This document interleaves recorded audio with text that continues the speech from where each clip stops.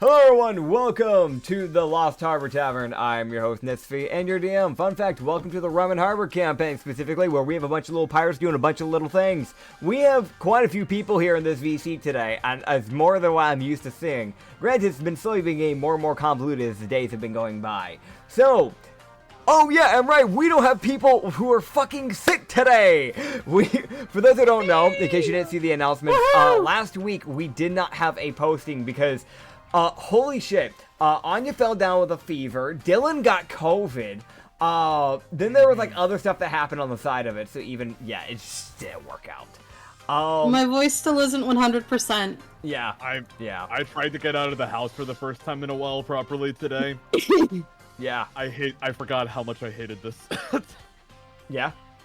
Yeah. Yeah. Yeah. You just I do hated apologize for Yeah. coughing every now and then. It's not fully gone yet. Illness. It exists.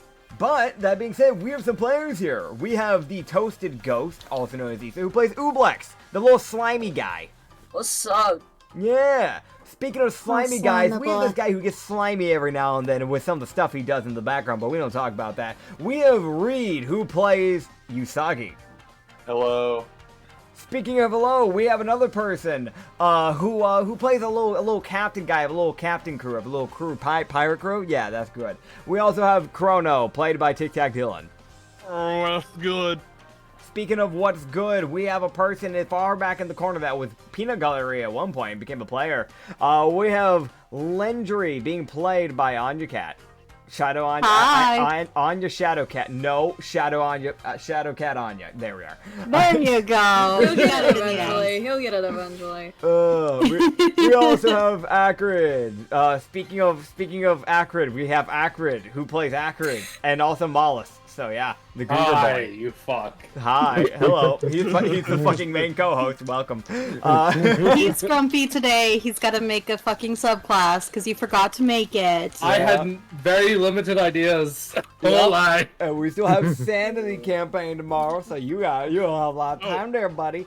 I know. So he has to get it made. Yeah, it's the one for John Sean. Oh, Yeah. okay, I know what this is. Yeah. Anyways, we're gonna keep this good ball rolling because we have some matches to get through. We have 3 matches to get through. Cause just a quick little reminder in the last session, because it's been a little bit. Y'all arrived at the Jaiko Dynasty. You guys spent like 1 or 2 sessions literally just kind of goofing off, getting to meet with a blood goddess known as Yanessa.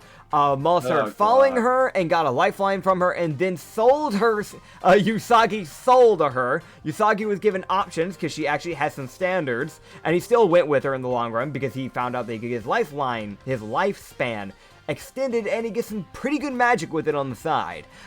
Just, he signed up to also be a possible experiment in the long run, so he has to keep that in mind. Same with Mollis. Yep. Oh god. Oh well. Yeah. Besides that, there was the fights that went down, and we have a boiled down bracket now where we have 3 fights that'll happen within this same day, which I'm just gonna read out the brackets here, because I'm not gonna read out the old bracket, because who the fuck needs to do that? Not me, that's for damn sure. If you want to know the actual bracket from before, go watch the episode, bitch. We have Mollis versus Dyke. We have Chrono versus Ublex. Because of the tie from the other bracket, Ichigo just moves on to the next bracket after this one. He just doesn't have to fight because his person that should have fought him ended up in a tie in that match, so they both were just disqualified. And then Pike versus Gildart. So, that being said, I'm gonna be real. We ended it off, if I remember correctly, and I might be misremembering because it's been a little bit now, but I'm pretty sure we literally ended it off like you guys just going to bed and conking the fuck out. So we're really just gonna go from the Issa has turned on her camera again. What the hell are you doing? She's emoting on me. She's actively emoting on me. Why I'm am I gonna being derail for a emoted second because I did remember that in the last episode that was actually uploaded, Yeah? Squid had mentioned that the Mr. Whiskers conversation Yeah. was the most precious thing ever. Yeah, dude, Oh, Mr. yeah. Whiskers. And- People love him. I've got to be honest, I completely agree that was the sweetest thing to happen. Almost fucking fell and tripped over. I'm so sorry. I watched that. so bad. Alright, either way, I don't have to send any I love you, NPC Mr. visuals today because y'all have already seen the people y'all gotta fight. We're gonna kick Like, this who am I straight. fighting? Show me that guy again. Okay. So if you go to the YouTube channel and you click on the thumbnail, the guy in the middle behind the wheel that's really fucking short for some reason, I don't know why he's the same height as Usagi. I guess Chrono's 3 feet tall. That's the guy you're fighting. Oh my, he's got a fucked up haircut. What the hell? Yeah, he's got a pretty fucked up haircut. Yeah, he looks old. He might be balding. Who knows? He might. That's probably why he wears the hat. That might be, man. Quite possibly. You must have forgot to introduce the other peanut gallery person, Ali Oralat. I thought I did. Oh. There's too many I things don't- going I was- on. I was We have the definitely- peanut gallery alley lat. We got your local. Yeah. Oh yeah, we actually have a peanut gallery again. Yeah, we have a peanut gallery. I decided, this campaign isn't already weird enough as it is, so I'll not just invite my girlfriend to watch. Oh, yeah. You said the G word. You said the G word. Damn it. Yeah, dude. Anyways. All right. So, let's kick this underway. Unless y'all have anything you want to do before the tournament begins, we'll just kick straight into the fights. I'll be real. Before that, Okay. I have bets to place. Oh my I do god. too. Gambling. Oh no. Bets will be placed as the fights are about to begin. So you won't be able to do it at near in the middle of fights. So right when I'm announcing the fights, that's when you'll be able to put the gambling in. Okay, cool. So you'll be able to start doing them then. Because obviously, let's say, you when you get to that final bracket, you're like, I rooted for this guy, and neither of the people from either sides made it. Then it would just be awkward. I'll just kind of put it in the Yeah, Roll20 chat just as a hey. Okay. Yeah, just type in the Roll20. Actually, there'll probably be a lot of rolling Roll20. Just put in the NPC visuals when you put in the gambles. That'll actually probably be smarter. But besides that, is there anything else before we start hopping into the tournament? Do I look any different the morning of? Actually, we're about to get into that. Thank you for reminding me. I need to know what happened. I need to know what terrible thing happens. Yeah. So, just roll me a natural perception. Oh, fuck. All right. Just see if you realize anything different about yourself. I need to roll. Right, time to get some shit rolls. Here we Yeah, go. you can roll for me. You can roll for me too, because you're also working under me. That's a nat 1. Yeah, Nessa. Nat 1. Okay, if anything has changed to you, you have not realized. God damn it, So on a really? natural D20? Just a natural D20 check? Just a perception check. Just a normal perception check.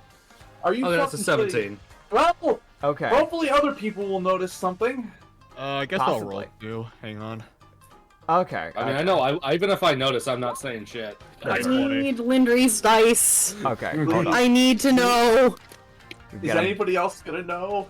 Okay. We got dirty 20. Lindry with a perception of 22. I'm fine with that. Okay. So we have dirty 22, a 20, and what was Mollis's again?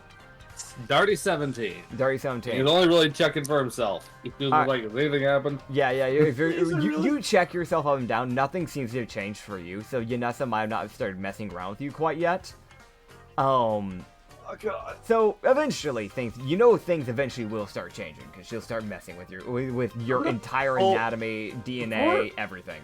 Before yeah? Chrono's fight starts, I'm gonna grab him for a second. Do you notice anything different about me? Nits, what's that dirty 20 perception I rolled earlier? Get me. I'm about to let you know that, actually, funny enough. So, God. I'll be real. There's definitely something a little different. It doesn't look like it's a big change, right? This is something you and Lindry would both notice. I'll just say for, the sake of it, because Lindry did roll, that she's just, kind of just nearby, and she can kind of notice this. Okay. But you realize that it looks like the calves of this Haringen just look a little bit bulkier than normal. Oh. So I have a Damn huge it. ass. I thought No, they gave him it's just boobs. the calves. It's just the calves. Got it. Chrono would just kind of bring his finger up to his chin thinking, and he'll just say, "Did you use a new shampoo?" No. Lindry just walks past and just should have skipped leg day. That was it! Yeah, you're I like looked down. now. Yeah, so... Oh no. I look down. presumably, if she points that out, I would probably be able to Yeah. figure it out. I say without pushing past that one can only hold that away for you for so long, even with a nat one. It's that thing of like the rest of your legs are still the way they were. It's just your calves are a bit bulkier. You'd also realize that you got a +5 to your jumping. Oh! So if I remember correctly with Haringen, they can jump the length that they can naturally move. Or it's like half, something like that. Rabbit hop is 15 feet. 15 yes. feet? Well, now it's 20. Okay. So Cool. that's the buff. That's the buff. Cool. Have you That's been useful. working out in secret or something recently, Usagi? No. No, but here's... Nico. It appears that Mollus's shenanigans of trying to sell my soul may have actually benefited me. Wait, he was serious about that? Yes. Nico walks up behind Usagi, Yes. and you just hear him lick his lips. The fucking dog. If you touch me, I will put my sword through your head. He got that dog in him. Don't threaten my wolf. Also, yes, he was. Perhaps you should control your crew members better. Thanks. You think Mollusk can be controlled? I'm telling Chrono, keep a fucking eye on him because he's a loose cannon. Are we sure Anissa didn't lower his intelligence? Oh no, I'm not saying Miles can be controlled. I'm saying Chrono needs to maybe believe me next time. Chrono just kind of stares at you, very just dumbfounded on his face. Maybe you should believe me next time.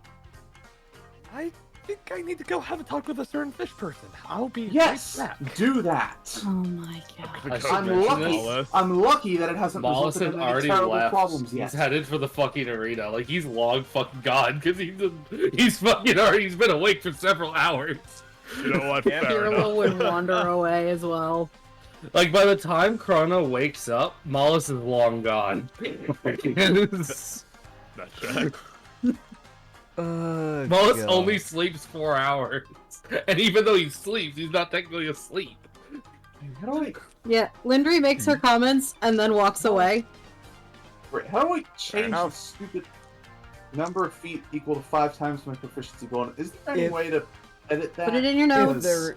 If it won't let you do it like by clicking on it and then editing it directly, then I'd say for now just write it down in your notes, and later on I'll try and head back to your sheet to see if I can mess with it.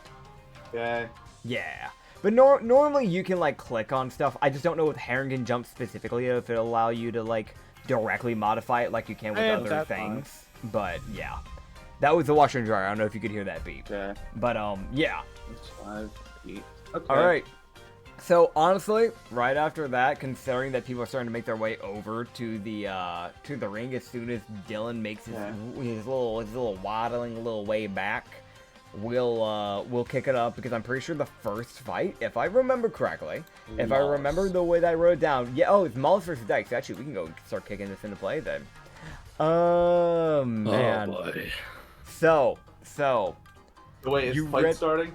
Yeah, the fights are going to start starting, so go ahead and put your Okay. bets down into the NPC visuals. Okay, what's the first fight that's happening right It is now? Mollis versus Dyke. Okay. Here we go. Yep. Alright. I have no... Okay. I'm betting... Do we have odds? So really what I do with betting, because I'm not really that well controversed on betting, what I do with betting is essentially you put like 5 gold down, right? You get 10. Yeah.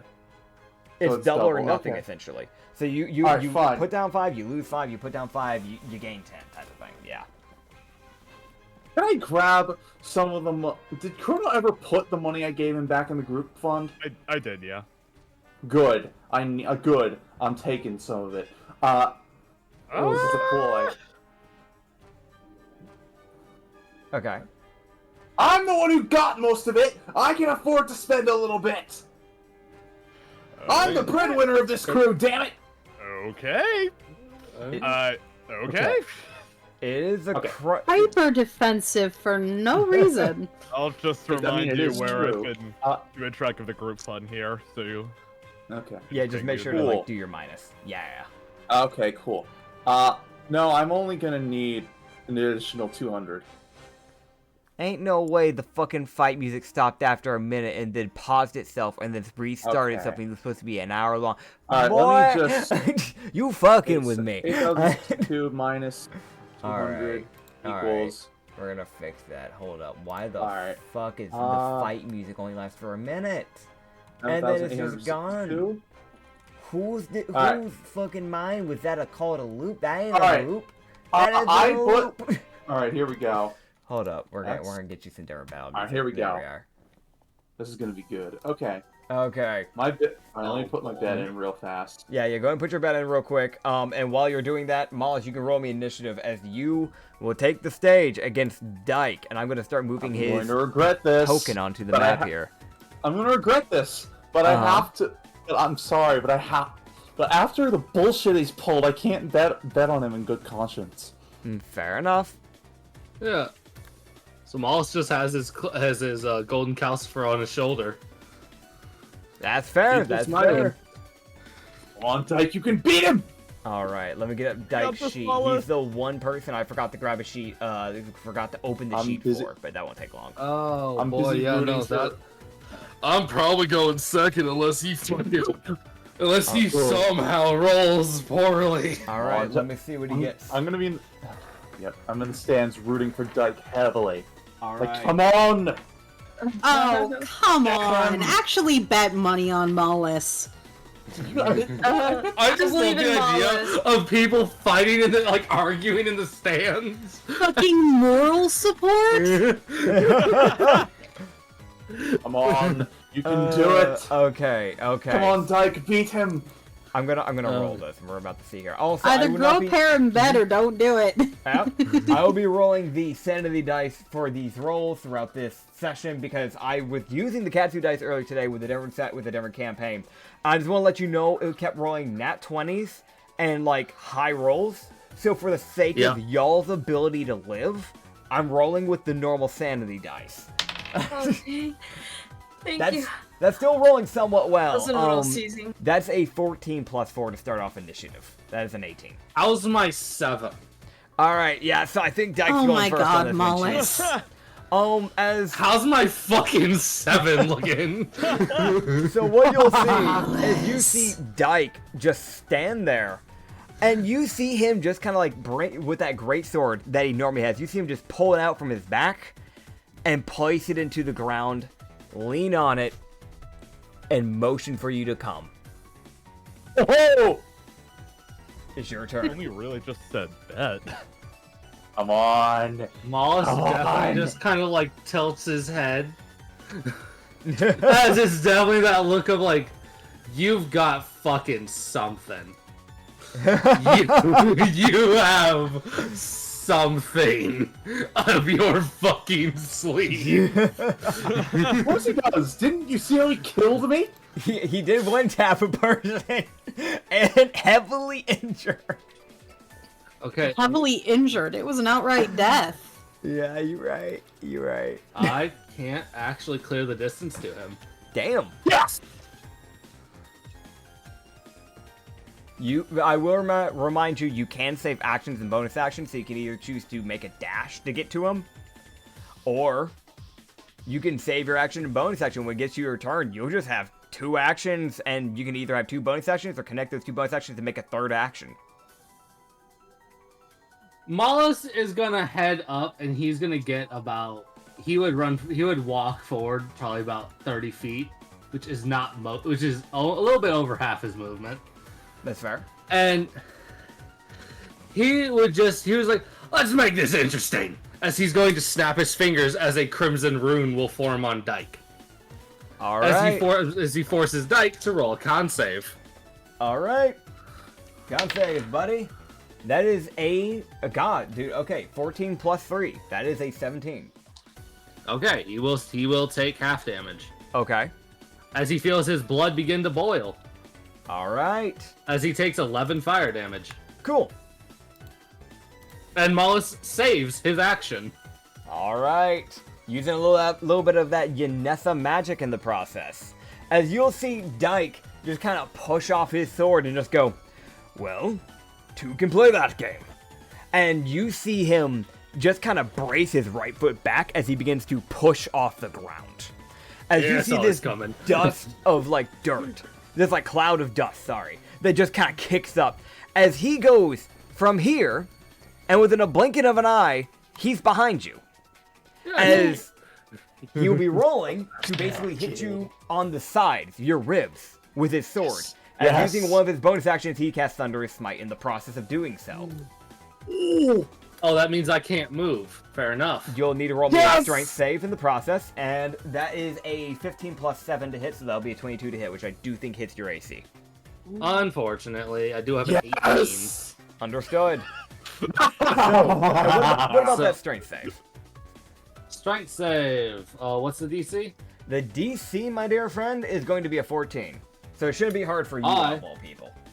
I, with my +8 in strength saves, succeed with a 15. Okay, cool. So you'll only be taking half damage of this, and you know, you're not getting pushed 10 feet away and getting knocked prone in the process.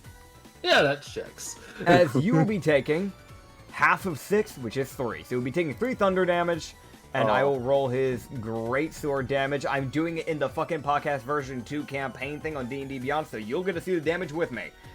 As you are going to take 15 slashing damage. Ooh. Because he is a level 5, he has 2 attacks per action.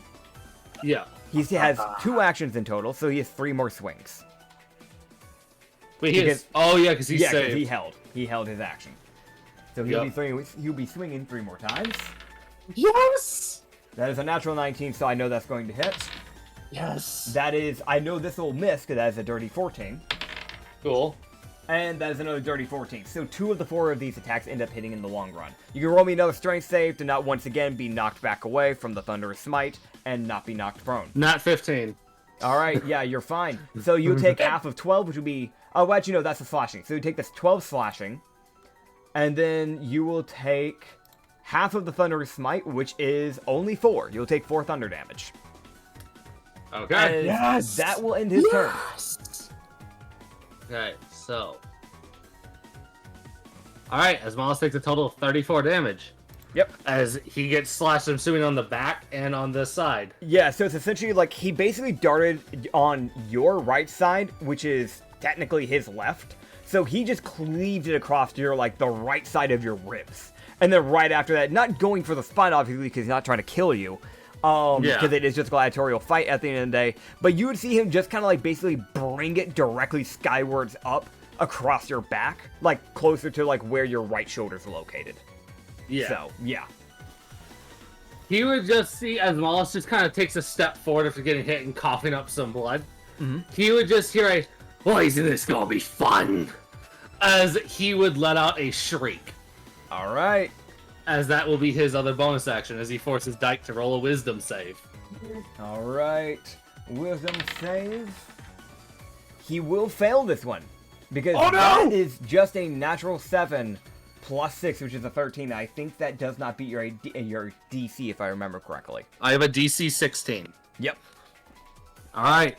So, he takes 12 psychic damage. Okay. And is now poisoned until my next turn. Okay, so now it has a poison staff effect. Understood? Yep. Giving him disadvantage on most things. Oh no! Yep. Disadvantage on to hits, on his ability checks, yeah. As Molliston whip around, he goes, "And two can play at the swinging a lot," as he takes the 4 fucking cleaver strikes that he has.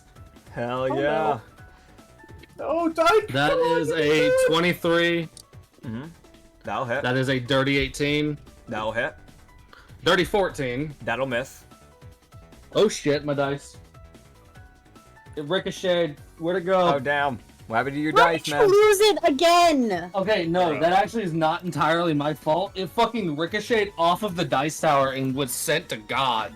Okay, fair enough. that was not my fault. Oh, here. How? There.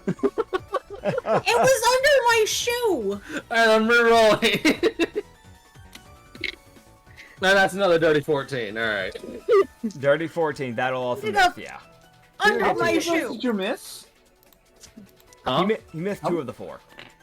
Yeah. Oh, that's good. Yep. And that is 15 slashing. Okay. He's definitely bloodied. Oh! And that is another 14 slashing.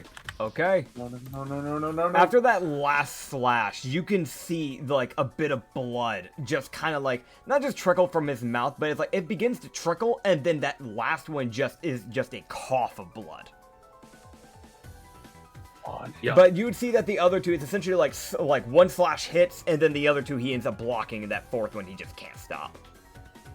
Yeah, as I kind of would have it as Moss is more like slamming his blade probably into him on those first 2 to knock it out of the way. That's fair. That's fair. Because Moss would lean into like, oh, okay, you're gonna block. Well, I'm gonna knock it out of the way so I can hit you at least another time. That is fine. Come on, Dyke. You can All do right. it. Is that the end of your turn? I had used my bonus action to screech, You had and then I saved used. one of your I saved an attacks, action. right? Yeah. But I swung 4 times. So that was my other action. Okay. So Okay. I'm out. But All I right. have a reaction planned now. Uh-oh. Understood. All right. As you would see him just bring his sword overhead, and you can just see him just kind of go, well, either way, no matter who wins, it's been fun. And you see him just bring it skywards down towards your shoulder. Oh shit! Moss is smiling. All right. That is a This 14 enemy plus character. 7 to hit, 21 to hit. He does have disadvantage. That is true. Thank you for reminding me. That he got the same fucking number. Yes! Alright, So- so he will hit me. All right, so I will roll the damage on that. You can roll another strength save. That Thunder Smite. Actually, let me see if he held concentration. Let me check that. I hit him twice, so. No, he did not. Okay. So, that is 16 slashing damage, and he would probably have to use... Would you use it? Because if you dig into the next round, you would have to. There's something that would go through his head, is the fact that he needs his smites for his other attacks. So would you use another slot? He would. As he would cast it and begin his second swing. As once again, you see that same rippling thunder begin to form around his sword. You can probably tell that, surprisingly, for a paladin, where paladins normally have a lot of smites, he's not bothering with that. He seems to only use 1 smite. So he might be more of a utility-based paladin, which is not something you see very often. Yeah. What's your AC? I have an AC of 18. He misses by 1. No! And Moss is gonna take one of his special reactions he has. Okay. Oh, no. As he would miss, Moss would swing his calcifer into his gut and use the knockback ability Okay. to knock him back 10 feet. Oh, no. Hey, Okay. what? He has to make a strength save against a DC of 16. Hey, He- Ubux, why does it look like Usagi's tearing off his fur over there? Because Miles has been a dick to me for way too long, and I'm relishing in the fact that he's getting crap kicked out of him. By the way, 14 plus 4. He did succeed the strength save. Yes! Lindri in just character, by moves the way. behind Usagi, leans forward, and just, "What's the matter, Usagi?" I'll tell you what's the matter. Hey, I'll tell you what's the matter. Can I not have some joy? So, alright. So, is it now Moll's turn? It would be your turn. That was his last swing. Oh no! Alright, he would take... Mollus would then take his turn, as he will take 2 swings with his calcifer, and he will take 2 punches. Alright. Oh no! Come on, Dyke, you can do it. That's a dirty 12. That probably missed. I know that misses. That misses, yeah. Yeah, no, that Mollus being at very low health is starting to come into play. Both of these people As- are insanely low, by the way. Come on. Yeah, as he gets a Soggy? dirty 15. Oh, Wallace wins. I'm Dirty sorry. 15 will miss. Yes! As Oh Mollus will my then throw God. 2 punches, as he does have a flurry of blows. So- Okay. and he will have these be doing lightning. Okay. Come on. Come on, Mal. That is a nat 1. Ooh. Alright, let me roll, see what type. You could either end up taking damage or something else can happen. So I need to roll, see what's happening here. Please, please, please. That's for that. Okay. So. You begin to swing, like, after those two, like, calcifer swings. And he just kind of, like, parries them, essentially. You then just kind of, like, bring your, like, arm. I'm guessing you're going for kind of like a haymaker is my guess. Considering you're still wielding a sword in the process. Understood. So as you start to, like, go in for this, like, right-hooking, like, haymaker, essentially, you'd see him just kind of, like, move his head down, and then using the blunt end shove you back as you get knocked to the floor prone. And you will be back 5 feet. Okay. No damage. So does that end my turn? Or if you still have another thing, you can, but you keep in mind, prone means that you lose all your movement speed. So I don't know. Actually, well, since you're using Flurry of Blows, and that would have interrupted Flurry of Blows, yeah, I guess that would be the end of your turn. Okay. Mollis would still... Yeah, Mollis would get up, but he's probably going to lose this. Yep. Yes! Also, just for the confusion thing, just so you can fully understand, with nat ones, I have a chart that I roll off of, and that determines the type of thing that's going to be, the type of thing that's going to happen. No, I get it. Sadly enough, damage seems to be like the most common one that the dice always go to for some fucking reason, but sometimes it can be status things like this, where like it can just make sense. So it's like, yeah, prone, yeah, he can do that. So, yeah. As next up, it's going to be his turn. So unless Dyke gets really unlucky with his swing, Mollis would he probably doesn't get up, though.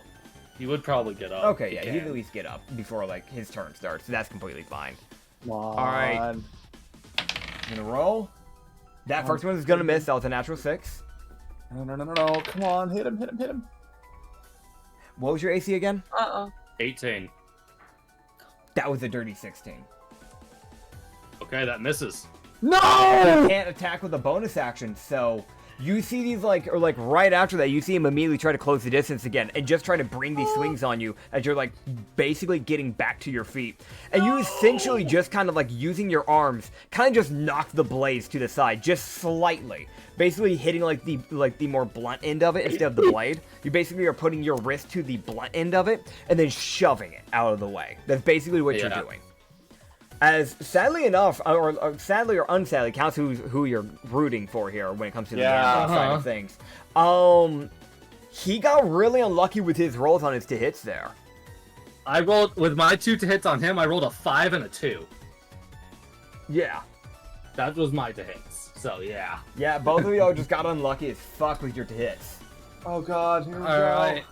Well, as Mollis is getting up and does he still have his sword, or is his sword behind Dyke? I'd have to ask that now that I think about it. I will say, so like you got knocked back basically onto your ass, but it wasn't enough to where it was going to cause disarming. Disarming is its own separate effect on the nat 1 encounter. Okay, I wanted to ask. Yep, I appreciate you asking.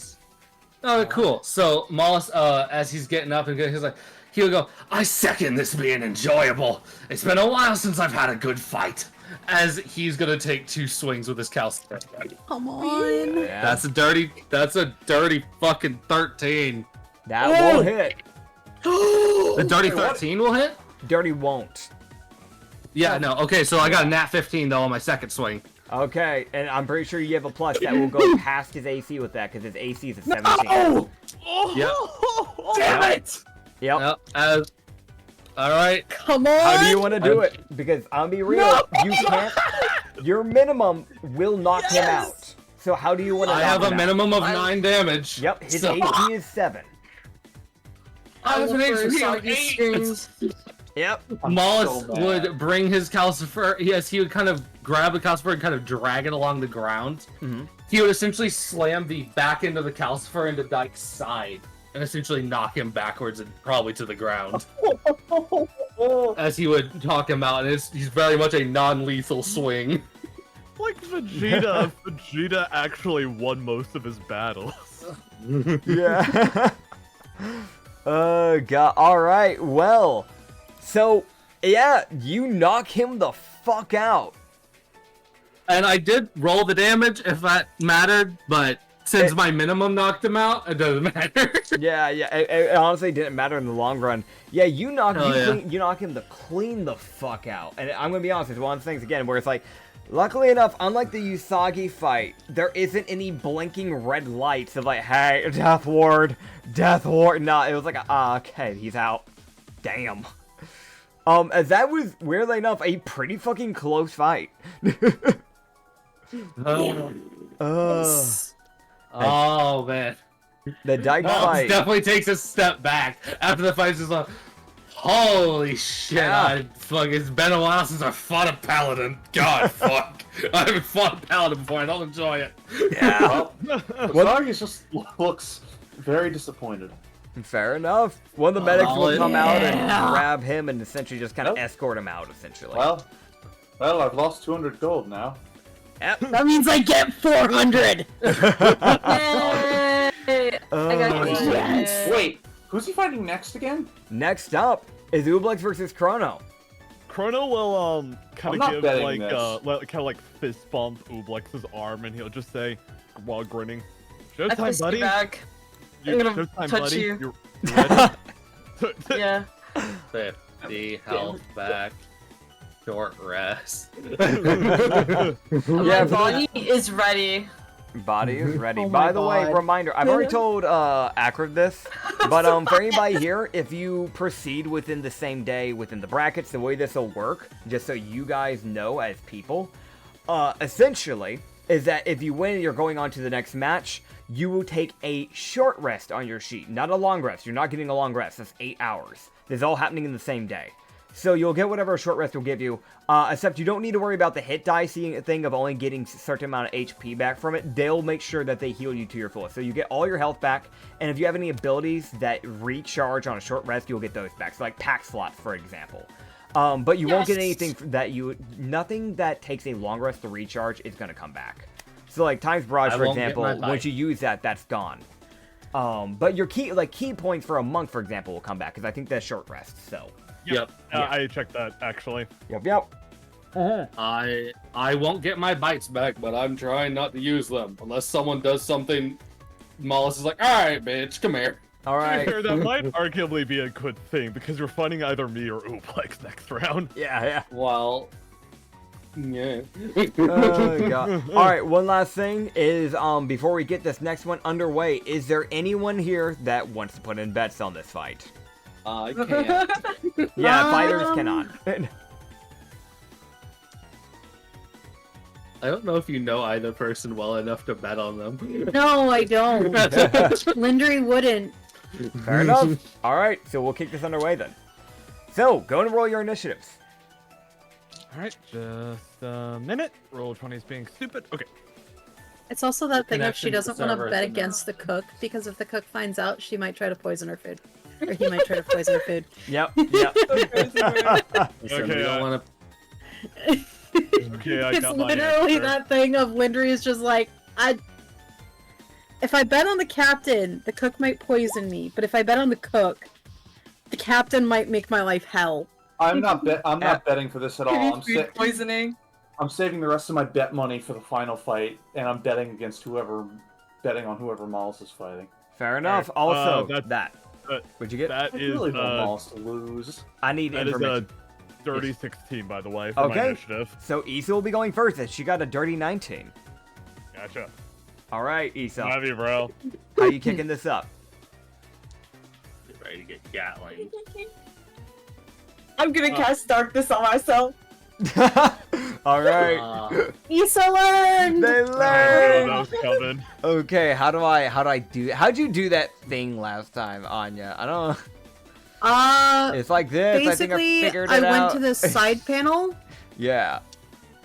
and Ta-da. the little draw feature, you can change what the shape is. Oh, okay, cool. Oh, cool. Hell Oh my- yeah. Oh man, And me? it's a 15-foot, right? Yeah. Okay, let me make sure I got your Sophia right. Yeah, we're good. We're golden. You guys know where it's at. If you're not too sure, just recheck it and do your Sophia yourself, okay? That's the best circle you're gonna get from me when I'm using There you my... go. Yeah, cool. Appreciate it. All right, so I'll get rid of this thing then. All right, Issa, so how you, besides that, that's your action. You still have your bonus action. You can still do cantrips if you want. What are you doing? I'm going to cast. I'm gonna cast Eldritch Blast on you, but fuck, I forgot the name of the one that like. I'm gonna do the one that like knocks back There you go. 10 feet. Breach? Yeah. All right. Okay. So... Sorry, Chrono. Big Chrono's not gonna be able to get to fucking Ooblex. That's hitting. 23 does Oh hit. my god! Or is Okay. it? I used rewind. I used my Oh my reaction to God. rewind that. Yeah, actually. Yeah. Okay. All right, so you got to beat their 23. Okay, that's a +6, so I'll need at least 17, which All is right. not the best odds, but I want to try anyways because I think it'd be funny. Okay. 1 minute. Oh, okay. Wait, you're doing the thing right now. Yep, they're doing All the right. thing. All right, it hits. Yep. All right. Yeah, so you basically just try to like rewind past this blast, and it's like, oh shit, wait, this is happening. Okay, I'm just gonna rewind that back and go a little bit more to the left, and then you realize you didn't go to the left enough, so it just clips your shoulder, and you just go fucking spiraling. Gotcha. And you said they get knocked back 10 feet, correct? Yeah. Okay, Oh, so you're gonna go max back to here. now. damage. Oh my Holy god! shit! Max damage. Oh, that was 15 minute. bludgeoning. Also, why is your HP not fixed from before? There you go. Yeah, no, I force thought damage. I thought the 11 was the damage, which is why I did Oh that. no. But yeah, no, that 11 missed at the very least. All right, Yeah, gotcha. okay. It's the But yeah, second no, one that max missed. damage. Okay, gotcha, That's gotcha. still max damage to your shoulder. Yep. All right, is that the end of your turn? Let me just. Oh no. Yeah, this is my turn. Ooblex. Ubux moved to the like Coliseum back end of the wall. They basically put a sphere around them of darkness that nobody can really see in properly, and then back themselves into a wall and go, all right, sentry turret time. Which honestly is actually kind of a good strategy against what she's dealing with. That's actually kind of smart. I'm not gonna lie. Don't want you to see me. Do not perceive me. 80 feet. 75 feet is necessary to get to you. That's fucking absurd. That's assuming Chrono can see them. Yeah, the- if he walks in. Double check real quick. Issa, can we get the full information right before Dylan gets to do his turn? Can we get full information on how that spell works? There is the Okay. full information It's in the something- chat log. Oh, okay, cool, yeah. So magical darkness spreads within point of 15-foot radius, 15-foot radius sphere for the darkness. Darkness spreads around the corner of darkness when dark vision can't see this. Yeah, because magical darkness and non-magical light can illuminate it. At the point, you choose it on an object holding one or isn't being worn or carried. The darkness emanates as it completely covered in source. If the spell's any... Okay, so it really doesn't tell you exactly what stat effects it'll do, but essentially normally what I do when it comes to not being able to fucking see, Blind. You'll need to, because I'm gonna be honest, their passive stealth would probably kick into play if they're doing something like this. So when you get in, you'll need to roll a perception check. You'll get a free action first. You'll get a roll to see if you can notice them straight away when you get in. If you can't, you'll need to roll you'll need to roll using your bonus action a perception check to eventually find them. Once you find them with your perception check and you beat their passive stealth, then you can start swinging on them. Just know that those swings would be with disadvantage because you're fighting in the dark. So Makes sense. I'm gonna ask a question because of how Issa phrased this. okay. You cast it on yourself, right? Yeah, like in where I am. Did you cast it? Because if you cast it on yourself, that just means the sphere is following you. Oh my! Did you cast it on your person? Wait, I can do that? You can. It does. Yes. Yeah. Oh, I boy. did that. Okay. I will so, say that like it really wouldn't give it away once you're inside the sphere, because you wouldn't see where it's moving because you're inside it at that point. You've lost all Yeah. sight. At that point, you're just guessing. So Yeah. there is that. Luckily. Okay. All right. But I wanted to clarify that because it specifically says if the point you choose is on an object you are holding or one that isn't being worn or carried, the darkness emanates from the object and moves with it. Yep. Oh my god. Did you see an orb, like a dark ass orb just moving around? Very inconspicuous. Very. It's like the You equivalent never of like, spot. it's like the equivalent of you're trying to sneak along this like garden, and you're just holding like 2 sticks with like bushes taped on it that you just throw up. Yeah. All right. You don't know what's there, though. Let's let Anyways. him have his turn. Anyways, time to fucking cook. All right. I am going to use my bonus action to use a key point to dash. All right. Let me make sure I keep this up on my sheets. Okay, I am gonna move at least here, and as you believe you said, I get a free action roll perception. Yes. All right. 1 minute. My perception's not great, but hey, let's roll in the dice. All right. I think you might beat this. That's a dirty 9. What is I your think so I your did it. passive stealth will be a 10 plus whatever your modifier is. So what's your modifier for stealth? Unless you have a Either way, minus if in it's it. a dirty 9, he doesn't even hit the base. Unless she has a negative. It says she has a negative. I don't. I need to know Asa. What'd you say? I need to What's know your passive stealth? What's your passive stealth? Is your 10 is 10 plus your stealth modifier? 12. 12. Okay, yeah. So yeah, he won't see you then. Not right now, at least. Fair. All right, fair Fair enough. I didn't know if you had a minus by chance, so that's why I was double checking. I didn't think no. anybody does, but it's more double check. So can I use my main action to try and do perception again? Yeah, you can do that. You can do that. I would say your Sounds bonus, but you had to use your bonus to dash, so yeah, you can use your main. Yeah. 1 minute. Wait, actually, it would be 11 because of how big I am. That's to do funny. -1 to dex. Right. Yeah. So it's 11. Okay. That's funny that you mentioned that because I rolled a 12. All right. So using your Hi. action, you finally notice them. So next turn when you get in, because I think that would take your whole action up. It would, Essentially, next turn you'll be able to actually start doing swings on them now that you know where they are.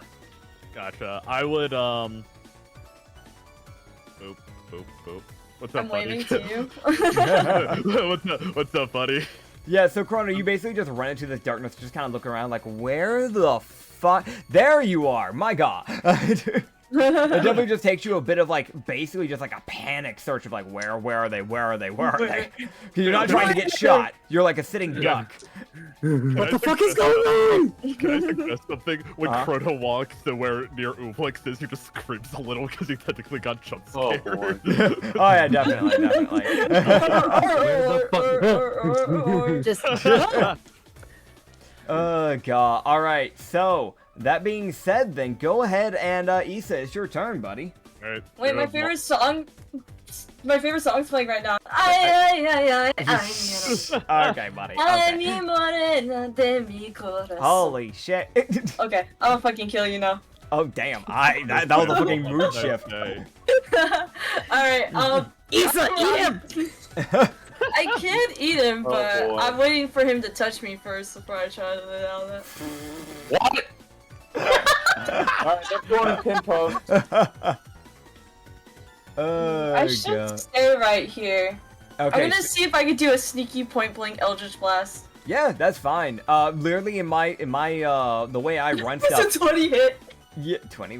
Oh my That's it? god. Correct me if I'm wrong, Mhm. but doesn't range attacks get disadvantage if I- they're point blank? I I can give think you an answer so. to that because I'm the DM. Hold up. Nobody touch a fucking thing. So the way I run ranged stuff is that ranged martial stuff has disadvantage, but ranged magic attacks do not. Because ranged martial normally requires you to have a lot more arm movement and stuff like that. So if you're trying to chuck something or shoot an arrow or something like that, you need a lot more movement. So trying to do that up close with someone that's right in your face is really hard. Whereas ranged magic attacks, a lot of times it's just like you're flicking your wrist or things like that. It's insanely minimalistic movement a lot of times. So there's no reason to have disadvantage on those type of attacks in my opinion. So there's no disadvantage to a magical ranged attack up close. It's martials that get struck with that. Okay, in that case, I will use my reaction to rewind that time. Okay. What do you need These to are do? gonna all be repelling blasts, by the way. Physical Gotcha. dice is being insanely weird with me, so I'm just gonna go and roll 20 for this one. Fair enough. Maybe it'll treat you better. It's like an X, Okay. you know? So if that's a 20, then I'm gonna need at least a 14. Okay. Which I get, exactly! You got the exact Oh amount. shit! Okay. Oh boy. Yeah, so, like, I think the thing, because this happened once before, I think we said that it goes to the... Fuck, which one do we say?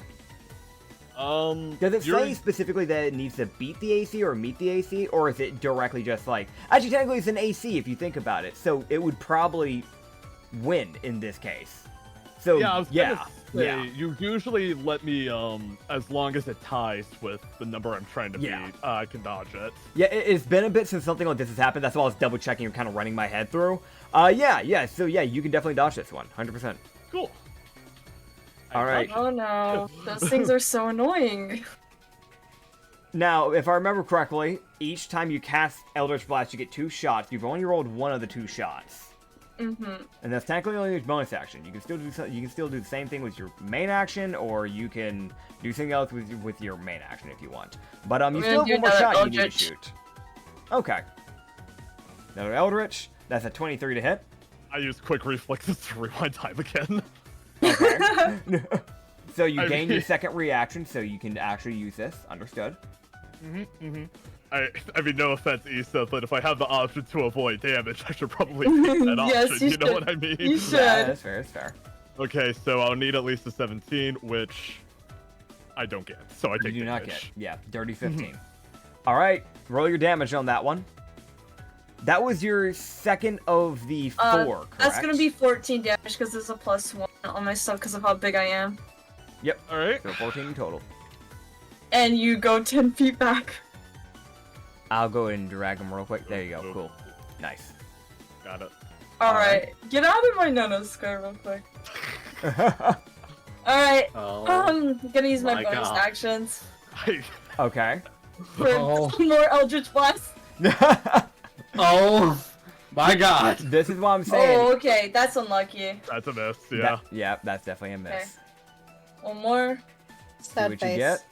Oh, another 2. That's so You're cool. That's so awesome lucky, miss. Chrono. All right. So essentially, you get nailed with this, like, that first one, like, you kind of rewind back and you're able to dodge that first one, just kind of ducking underneath that blast. And right as you're about to start getting yourself back up so you can try and throw a punch, essentially, you just get shot, like, center mass in the chest. As you just kind of get launched back a bit and then have to, like, basically replant your feet back into the ground. As you're doing that, you would kind of, like, basically see these other 2 just kind of flying in from left and right, like, right after. You basically just, once again, have to duck down to get underneath it so you don't just get grazed by it. Fuck. Gotcha. Gotcha. As it's now your Welcome to turn. the auto turret. Yep. Alright, so you end your turn, just to be clear? Yep. Okay. I'm, I guess. He runs back Bye. up. Alright. I'm gonna go to my main action. And Nublex, I'm gonna punch you in your face. Oh, shit. Damn, that's kind of fucked Yeah. up. Alright, so just to be clear, I get disadvantage, because darkness. Yes. Yes. Okay, this is the first one. That's a 15 to hit. Yeah, that hit. But first. Wait, do I say this before or he hits? Once he With his hits, last you hit? can say it. You want to use your Oh, engulf okay. reaction? Yeah. Yeah, go ahead. Alright. You I had a feeling still this roll was your coming. damage, by the way. You still roll your damage, Chrono. Got it. All right. That's 13. Understood. Understood. So, all right, yeah. So you'll take your 13 damage, Ublex, and to double check, Issa, just double check because I see that it rolled a 19 for you. But if I remember correctly, it also says it's a dex save. I'm pretty sure it's supposed to be a dex save, not something you have to roll. Do you want to double check that real quick on your sheet? It's been a while since you've been goals, so I just want to double check. Oh shit, I was hard push to talk on. The enemy will need to roll a dex save. Okay, yeah. So go and roll a dex save, Okay. Chrono. So I need to make a dex save of 15. I can do Yep, that. you need to beat 15. Oh my god! You lose by 1 as this giant blob of a person, if I remember correctly, consumes you to some degree. Oh Ah. boy. I Whack! grapple Do you you. want to read the exact thing that does? I'm trying to remember if it grapples or if it's just some quick damage. The attacker is grappled and takes 1d6 acid damage on a successful save. Okay. Not on a successful save. Yeah, okay, so understood. So, Chrono, you're now grappled. On your turn, you can try to use a bonus action and or action to try and break out using a athletics check out of the grapple. The fun thing about this is that, yeah, go and roll that damage. You'll take the 6 acid damage. Okay. And, yeah, is it +1 because of the charisma I have added on too, isn't it? Hold on. Yeah. It should be adding in your charisma. 7. 7. No, I didn't like add the charisma on my sheet, like the +1. Okay, yeah, just so yeah, it should have the +1, so it should be 7 damage then. So 7 damage total? Yep, 7 damage. Understood. And yeah, essentially, it's one of those things where it's like you punch into Ublex, and as soon as you're starting to bring your like right hand back, Ublex just basically grapples onto your hand and just kind of like doesn't fully consume you. Obviously, that's a whole separate issue. But basically just like covers your entire right arm as they just start grappling your right arm. Okay. Got it. So I can go on to my other attack. Was it a flurry of blows by chance? Or was no, I still have my other attack and my main action left. Okay, so you are grappled, so you do need to break out of that if you want to attack. Really? Even though my left arm's free, could That would if I need to flavor it different, I can. But the basic idea is that being grappled means that you need to actually get out of grappling to attack. That's normally how the grappling mechanic's supposed to work. So if need be, I can change this flavoring and say that it covers both your arms and your legs. Okay then. That's how grappling works. I really can't change that for you. I'm sorry. All right then.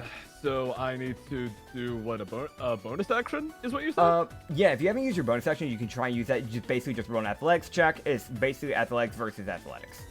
All right, yeah, I'll do that then. Yeah. So Issa, you also need to roll me an athletics check to try and hold this grapple on him. I have an advantage on athletics. I'm so sorry, Chrono. Oh, jeez. Oh my god. So, like, this is the thing. The thing is about this is that this whole mechanic is supposed to be a counter to melees that get towards the mage. So, that is a tie. So what you guys would do is both of you guys are going to roll again. Oh. That's a 10 from Ublex. Nat 20! Nat 20. Nat 20! So, okay, so here's what's going to happen. So you know how you had disadvantage on your hits? Mm-hmm. Specifically your next attack. Specifically your next one. You will just have a flat roll because it would have given you advantage, but there's a disadvantage. So you just get a normal roll in your next attack. As basically as you're able to kind of like break your arm out of this like grapple out of the slime, you kind of like for that split second, you feel like almost as if you know the exact boundaries of where they are because they grappled you. So for that next attack, it's just a flat normal roll for you. And then right after that, it's disadvantage again. Alright, fair enough. Sad. I'll go ahead and go with my other attack, which is 23 to hit. That hits. Can I do another reaction, or is that all my reactions? I think you only get one reaction per turn.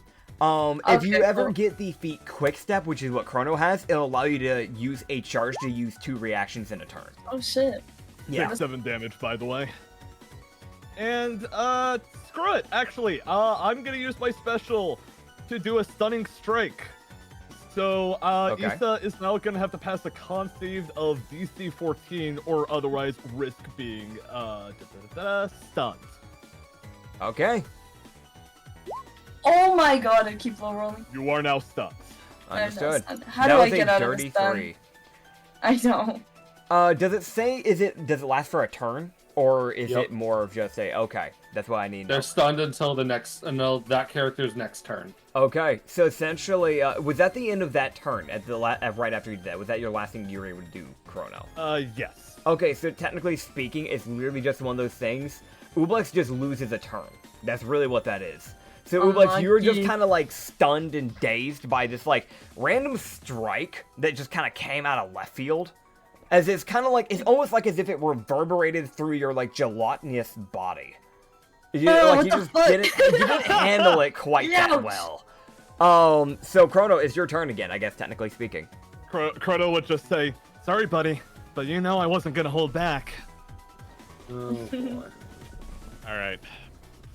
I am going to go into my first swing. 2 19s. Those hit. I can't do a reaction because I'm still stunned, right? Or nah? Because you're stunned, I don't think you get reactions. Okay, cool. This is my new turn now, right? Just Yes. to be clear? Yes. Okay. I'll go ahead and roll the damage. That's for the first hit. All right. Max Ooh, I'm damage, fucking dead. and you're done, unfortunately. That's all right. So Ublex, within this last strike, you're going down. Chrono, how are you knocking them out with this? Okay, Chrono is just gonna be honest. All this darkness is kind of creeping me out a little bit right now, and I think it's motivating my punches. So, hope this doesn't hurt too badly, and I'm just gonna basically spin around and just deliver a backhanded slap to them. I turn into a pool of slime and the shit dissipates. Hell yeah. The darkness dissipates. Hey. So as that happens, the darkness will fade away. But I do actually want to do something off that because I think that's such a fun little comment. Roll me a intelligence save, Chrono. It's not going to do any damage or anything to you. It's just a purely roleplay thing. So I get a nat 1. I'm permanently afraid of the dark. this is exactly what this is for. Oh shit. So you're permanently, but you feel like, until I let you as a DM know, you're afraid of the dark. Oh shit. Oh my god. As you No, feel like, no. oh shit, that's kind of scary. What the fuck? No, you know what this, you know why? You know why? It was Yeah. when Ublex grappled Chrono in the darkness and said, hello, Chrono. That's Off fucking screen. Off screen, there's just like a face of pure terror on Chrono. So every now and then, well, I'll let you know, well, dudes, every now and then, I'll ask you to roll me an int save. And it's that thing, if you ever roll a nat 20, you'll be immediately out of that. Like, it'll immediately just cut off. Like, you just won't have a problem with it anymore. But if you ever get a nat 1 on that, you'll be permanently afraid of the dark because of that trauma that has been created. Oh my god, my bad. That is Okay, no, amazing. Chrono is afraid of giant monster teddy bears and darkness now. Yep. So I guess just write in your Wait, notes, what? afraid of dark and afraid of giant monster teddy bears. Put that in your notes. Mollis I'm on woke it. up a giant like magma bear. It Yep. was a teddy bear that morphed into a giant magma bear, and it was just this like, whoops. I woke up another fire demon. Oh, God. If I had a dime for every time that's happened, I'd have 2 dimes, which is not a lot, but it's weird. It's happened twice. Yep. Okay, Yep. I put that on my sheet, and I also added afraid of darkness, and I also added thanks Suplex. Oh, man. Okay, All right. so as the darkness You're disappears, so fucking annoyed to fight Chrono low-key behind you. Like, what is that? Chrono would just, after like the darkness goes away, Chrono would just thrust his fist in the air and just scream, "Woo!" And I'll probably walk over to where you are, Ublex, and try to offer to help you up, and I'll just say, genuinely serious, buddy. That was way closer than I thought it would be. You did great. I'm like a pool of slime right now. You trying to scoop me up? Yeah, I'm trying to like basically condense you into like an ice cream like solid essentially. and I'll just like carry you with me back to the bleacher. All right. No, so I'm just Strength imagine- save. Because they are currently carrying around with them, I think, an extra, what is it? 5 or 7 feet of water with you in your body? Aren't you like 10 feet right now when you're naturally normally 3? No, I'm like 15 feet right now. You're 15 feet. Yeah. Okay, so that's 12 feet of extra water on them, and they already weigh 30 pounds. I'm gonna be real, they're weighing around probably like maybe 150. That's me Alright. eyeballing. Alright, understandable. Strength save incoming. Yeah. 25. All right, so it's that weird thing of like, because it is a very goopy and they are technically like in a weird way knocked out. They're not gonna like, they aren't knocked out because they just talked, but like they can't do anything. It's like, it's that weird thing of like, you're kind of scooping them up and like they keep slipping out. So every like few like 10 or 15 feet, you have to stop, re-scoop them back up and keep going because of just how much water you're working with here. This is funny to me because everyone in the bleachers has to spend 5 minutes watching this random human take care of his plasmoid friend. Yep. Which I will, sorry, one more thing I wanted to add. Mollis, you are gonna catch a quick glance from Chrono, looking like, making like dead eye contact with you. And he'll just grin and he'll just turn his head away as he continues to get out of Hey, here. Chrono, What's up? roll me a perception check. Oh shit. That's 15. Okay, cool. Yeah, so anyways, what were you saying? I was just saying, I was just basically making grinning at Mollis to let him know, like, hey, it's coming. Cool. I gotta fight. Way. I gotta fight fucking Chrono now. It's fun. Which, by the way, it's just gonna be a Goku versus Vegeta situation. So next up is Ichigo. All right, his bracket's done. All right, next up is Pike versus Gildart. Which comes to question of these are two NPCs, but they're a part of y'all's crew, technically speaking. Do you guys want to see this fight, or we'll otherwise speed through it? I want. We can speed through it, but like my voice is like, yeah, go Gildart. I'm seeing I'm one okay with it speed, being one sped non-speed. through. One I speed, say two speed speed, through it. 3 speed. Okay. I do want to know the result though. Okay. So I'll roll for the results essentially, and we'll just speed through it. So I'm gonna roll some stuff here real quick. Gildart and Pike, who's gonna fucking win? All right, that's for you. Spike. That's for you. Okay. Okay. Okay. Okay. Okay. All right. Okay. All right. Okay. This is like death saves, by the way. Okay. For who? Well, that's how I'm For determining both. it. Yeah. Okay. So I was like, essentially- yeah. I was like, is one character already dying? Nah. Yeah. So you see your dear friend Yori. She's dead in the stands. No. Oh my god. So I want to mention this fight actually drug out for a bit. It was one of those things where Pike put up, despite being a cleric, a way bigger fight than y'all might have realized. Because Gildart does win, but he comes out with like 5 health. Oh shit. As like, yeah, that bit of that Grieger came into play because Pike actually started using his Grieger bites. So he started using the Grieger bites, and he was also just hurling things like inflict wounds at the max level to get past the barbarian resistance. So it was like, yeah, third level like inflicting wounds. Which is like, I want to mention, Okay. that's 5d10 necrotic. Oh my god. Gildart might be a bulky and very beefy person. He has the highest HP of anyone in your crew, including the PCs. Yep. But that still fucking hurts. Oh yeah. Yeah. So, that being said, next up is literally just like, it's straight up just right after. Make sure, by the way, you guys have healed yourselves. You right. get the short rest stuff. You do not get anything from long rests. You get your short rest stuff back, and you get full health back. Bro, I'm putting laxatives in your food. What the fuck? Good lord. Do you say that out loud to Crota out of curiosity? Crota, okay, I'm going to Yeah. assume this to you. Crota will just kind of squint his eyes at you, and I'll just say, "Time powers, buddy. Remember?"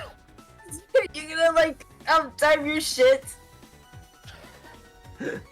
Karori, who's sitting in the Yes. stands near you, because she is sitting near that area where you put your icon at, she would look to you and just go, well, laxatives would normally take time, and from my understanding, you can only rewind a few seconds back. That might not make a difference. Colonel is just gonna squint at Karori, and he'll just mutter under his breath, "This is insubordination." I'm not wrong. Alright, I'm just kidding, Chrono. I don't have any of those. Oh, good. Oh, Yeah. I thought you were Yeah. serious. Yeah, no, I don't. Why That would I is be a serious over fucking that? lie. I can't wait for Ublex to be like, alright, I'm gonna go shopping. Hold on. For this fight, Next up is Maul I'm versus gonna- Chrono.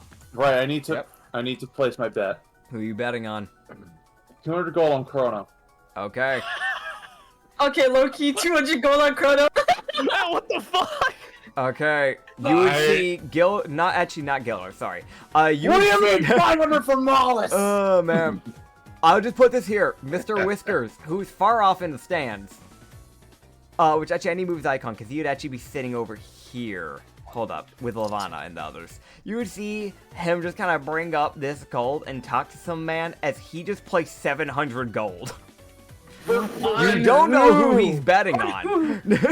Oh god, I'm scared. I'm scared. Yes, Mr. Whiskers has money. So many He goes, reasons excuse right me, now. kind man. I would like to place 700 gold on that one. Oh who we bet on. You'll find out if he wins. Oh, Chrono, did you enjoy your arm being inside of me? Chrono's just gonna ignore that as he jumps into the arena from the bleachers. I'm posting this. Posting this. Oh god. I just love the little cat with a tiny bag. Them. Well, how much could possibly be in here? Fuck you mean? All right. Fucking 100. All right, here we go. I do want to Yeah. I do want to say something while we're rolling initiatives. Wait, actually, I'll just go ahead and roll mine right now. Come on. 23. Please. Okay. Alright, I still have disadvantage on my fucking initiative. Unfortunately, I had a nat 18, but I have a dirty 14, so I'll be going second. Why do Okay. you have Alright. disadvantage on So initiative? after both of them default. gets in the arena, Chrono will grin, pointing at Mollis, and I'll just sit and he'll say, "Admit it. This is pretty exciting now." Yeah, I've always loved fighting. I've been wanting a proper battle against you for quite a while now. And I think I'll be able to finally stand up against you now that we're at this point in our journey together. Possibly. So, Just don't pull any bullshit or I'll pull mine. hey, that's the fun thing about time powers. Can't exactly tell now, can you? Lavana gives you a wink from the distance. Oh boy. Who? To who? Oh, to Chrono. Just kind Okay. of signaling she does. Nah. Anyways. No, Anyways, let's give this our all, alright? let's have a fun fight. And that's what he's shouting. Damn right! Alright, shout this is back. gonna suck. I'm gonna have to go check it. Oh boy. I'm gonna Okay. get fucking stunned because you're a bitch. Yeah, no, I'm gonna be honest. I'm gonna play this. I'm actually gonna go ahead and use. I would rather use my special to go ahead and activate Super Dry Form, because Oh, I'm boy. reasonably confident I'm gonna need that 20 AC against you. What the fuck? That's bullshit. Why are you cheating? And let's see here. Okay, so I can't get to you this turn. What are some of my options here?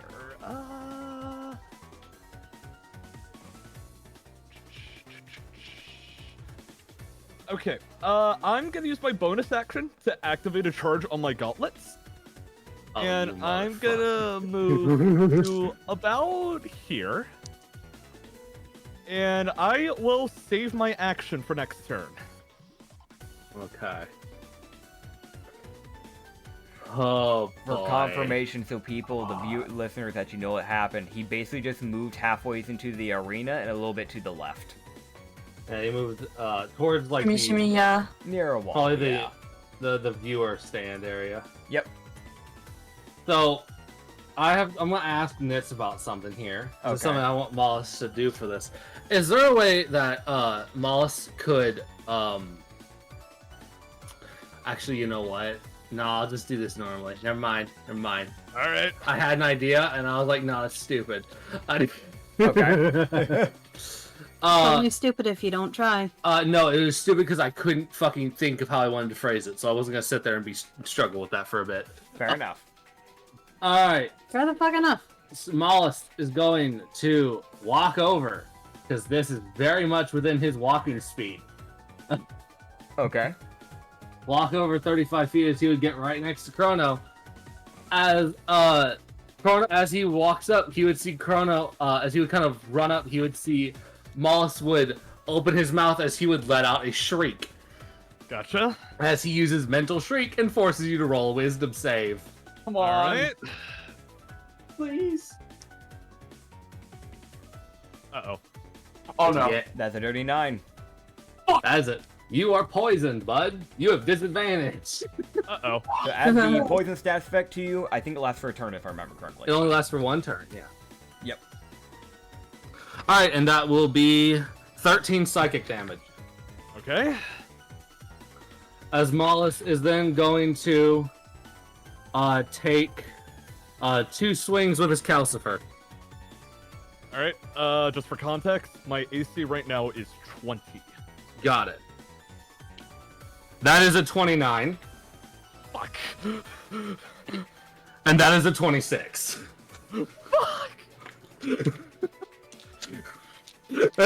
My AC right now is 20! Okay. Gets obliterated! Okay, you know what? Fuck it. I'm using quick reflex just to rewind to get a nat 20. So you need a nat 20. I literally need a nat 20 for either one, so I'll just try to repel the first one. Alright. Fuck it. I'm gonna...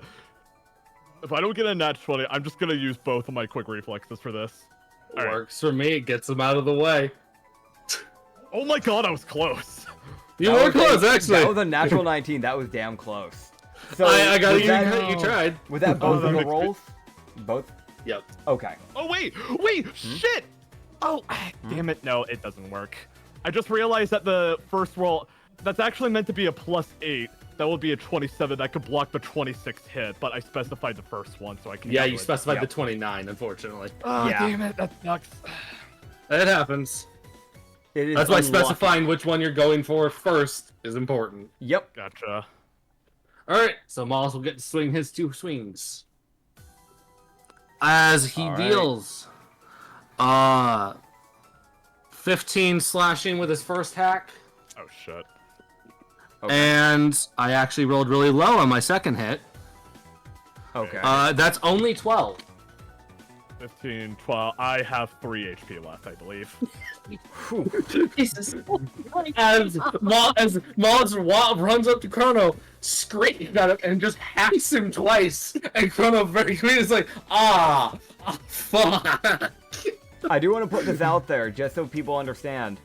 Everyone in the player party has the ability to put an obscene amount of damage like this. Because Ublex could have, I think, just about done the same thing if they actually hit all their Eldritch Blasts. And I know same thing goes with Chrono with the Steampunk Gauntlets. I think Usagi's the only one that, like, they need their sneak attack to be able to do this, that sort of type of damage. Yeah. But if you can get it on, you're set. Chrono, you're so lucky I missed 2 of mine. I am still standing. I don't think since I used my Screech, I don't think I can use Stunning Strike, so I'm not going to. That was a bonus action, was it not? Yeah. I hate to say this, Stunning Strike is a special, isn't it? It is. It is. That's what was done in the Ublex fight, so technically yes. Oh. Then on my last hit, I'll make Chrono roll a con save. Oh man, alright. I genuinely was saying that because I thought I couldn't. Yeah, no, this is why you mentioned stuff. This is why you mentioned stuff. Okay. And being told I can, I will do that then on my last hit. Yeah, it's a special, it's not a bonus action or an action, and it's not like it needs to be prepped with anything specific, so. Come on. You need a DC 16.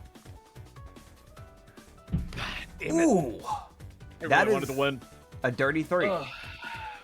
Alright. Alright, you might as well just go ahead and get it over with, dude. I can't win. I'm sorry. There is a small shot that he misses all of his attacks, so I will still have him roll. Yep. Alright. Because your AC is 20. I do have to roll actually kind of decently to hit you. Yeah. I would be genuinely surprised. I say That's this because we fair. almost had we had a very similar situation with Dyke in him. That's why I say this. So. Okay, fair. I guess while we're talking about it, Okay. Can you do reactions when you're stunned? You cannot. No. Okay, yeah, no, I'm fucked. Well, with my nat 1, I might have just broken my sword. Oh, shit. Let me see what happened. So it was a nat 1. You're using your sword. Short? Yeah, sword? it's a short. Okay. Short. Let's see. Holy fucking shit. Yeah, you guessed it on the point. So as you start to bring this sort of, like, you do this, like, barrage of swings and slashes on Chrono, and, like, you do this, like, stunning strike, like, just kind of, like, hit him in the neck to basically just kind of, like, it's not enough to do any damage, obviously, that's a stunning strike, but it's just enough to be like, holy fucking shit, what the hell did you do to my limb?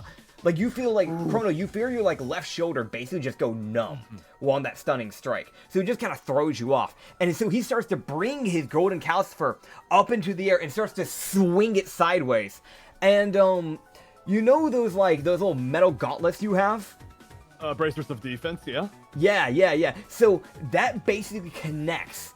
And it is almost like Moss, maybe you just didn't realize it at the time, but there was slowly a crack that had been forming in your blade. You don't know for how long, but it was just small enough to where you didn't notice it. And as it connects, you see that crack open and then snap as the blade cuts in and basically shatters. No! I feel stupid for what I said earlier all of a sudden. Yeah. All right. You know what, Nits? Lesson learned. Lesson learned. Yep. I was gonna surrender. Alright, Wallace would have thrown a punch and he would have missed. And so, sitting there recognizing his sword is fucking busted and he still has his bonus action, Okay. he just reels his head back as he just lets out a fucking shriek. Oh Be god, real you with me really are here. trying to go for the kill. Before we do this, that is the one that has half damage no matter what, correct? Yep. So do this for me first before we even have you roll. Roll me the damage, and then we'll see what the half would be before first. Because if there's no reason to even roll the save, then, you know, that's it. What's the I damage? rolled well. What was the damage? That would be 14. And half that would be 7. You'd still get knocked out, correct, Chrono? Yeah. Wow. Okay. Yeah. Yeah, as Chrono, you go down. It is just like, I want to mention right before, I'm going to obviously, you know, Moth, you get to mention your whole thing, but I just want to mention this, that you went into this fight, you were really hyped, both of you were like really ready to go, and it is almost like, because of how fast these consecutive strike swings and everything ends up happening, you basically just don't get the time to do anything. Because by the time you've been stunned and your arm starts going numb and then you hear the crashing of a sword as it starts to shatter, next thing you know, you hear a screech and you're just out. Yeah. Like was I'm gonna be honest, Mollis screeches, and it's not really like he does anything special with it for this one. It almost looks like he's fucking sad because he broke his fucking sword. Fair enough, that's fair. That's very fair. That was a blacksmith special. You can't get that anywhere else. Could he get it repaired or no? You could maybe get it repaired because it's made with a bunch of like scrap metals found from a shipyard. So you just need to bring that over to to like a blacksmith. They might be able to fix it for you. So Okay. yeah. So Mollis would help Chrono up. Yep. If he wakes him up, he would help him up. He'd be like, I'm gonna be honest, I was expecting you to time barrage me. Yeah. That's fair. I mean, speaking as a player here, even if I got the times barrage off, there was no way it would have been a guaranteed kill. The reason why I saved my main action like that, especially after using my charge gauntlets, my plan was to hopefully last you for one turn. Hopefully knock you out in one shot, and that didn't work. I'm gonna be honest with you, man. Yeah. I was expecting to miss at least once. I didn't expect to roll 2 really good numbers. Yeah, I You mean, rolled it's really one of those well. things where I don't really have much to say. It's just, I Yeah, am a me little neither. sad I didn't get to do that much, though, as I was hoping I would. That's fair. Yeah. I'm gonna be honest with the way the 2 of our characters are built. It really is one of those things of I'm pretty sure our characters, it's whoever got off those hits first, the other one was going down. Yep. That's why I came up with that strategy, lost. just to try and prepare. I lost want to know one who before Whiskers bet on. Mr. Whiskers. You Yeah. see a guy walk up. I'm sorry, by the way, Usagi. You see a guy walk up with a bag of gold as Mr. Whiskers gains 1,400 gold. Are you fucking kidding me? Well, at least Yeah, you made up the money. I mean, I brought him back to life. Which that on Mars, it just kind of Yeah. Mr. Whiskers is like I want to mention this because I have mentioned this very lightly in the past, but he follows Mollis around. So he's kind of Mollis's little buddy. So I thought it would be somewhat obvious, but yeah. I was pretty sure. Would Mollis be able to go talk to a blacksmith before the next fight, or would he just go without his calcifer? If he has to go without the calcifer, he will. These fights do go for a little bit, and normally there are like breaks in between. So honestly, you might just be able to get a blacksmith in the gladiatorial to just fix it. That is something. He'd go see. He'd go talk to one. I'll see if there's like a proper like system, because some gladiatorial rings will have like blacksmiths on standby in case they break their weapons, and it will just get fixed free of charge because shit happens. So I will actually check. It would just be just a roll, and we'll just see. And that actually fucking succeeds. So you won't need to pay jack shit. The Coliseum will essentially just fix your weapon. That's insanely lucky, by the way. That it has to be like a nat 17, because not a lot of Coliseums do that, but some do. Ah, nice. Normally the ones that do are the ones that actually rake in an obscene amount of money, meaning this one is one of them. That being said, the next fight is Ichigo versus Gildart, and again, I will ask you guys a question. Do we rush? Do we just rush it through? Sure. Okay. Sure. Yeah. Okay. Might as well. Also, rest in peace, Usagi's wallet. Alright! Fine. I'm gonna get it all back later when we get to the next island and sell the crap I looted. Holy shit. So you see this thing start off pretty one-sided, with Ichigo kind of like zipping across the map.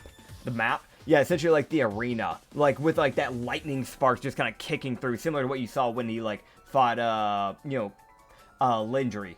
Where like you saw they just that instantaneous just zipping and just speed. That's his whole fucking thing. So it starts off really strong with him in like the lead, like barely getting hit. And you see Gildart at one point just get so fucking angry. As just like mid-run, as he's trying to do a run by, you see Gildart grab him by the fucking throat and slam him into the ground.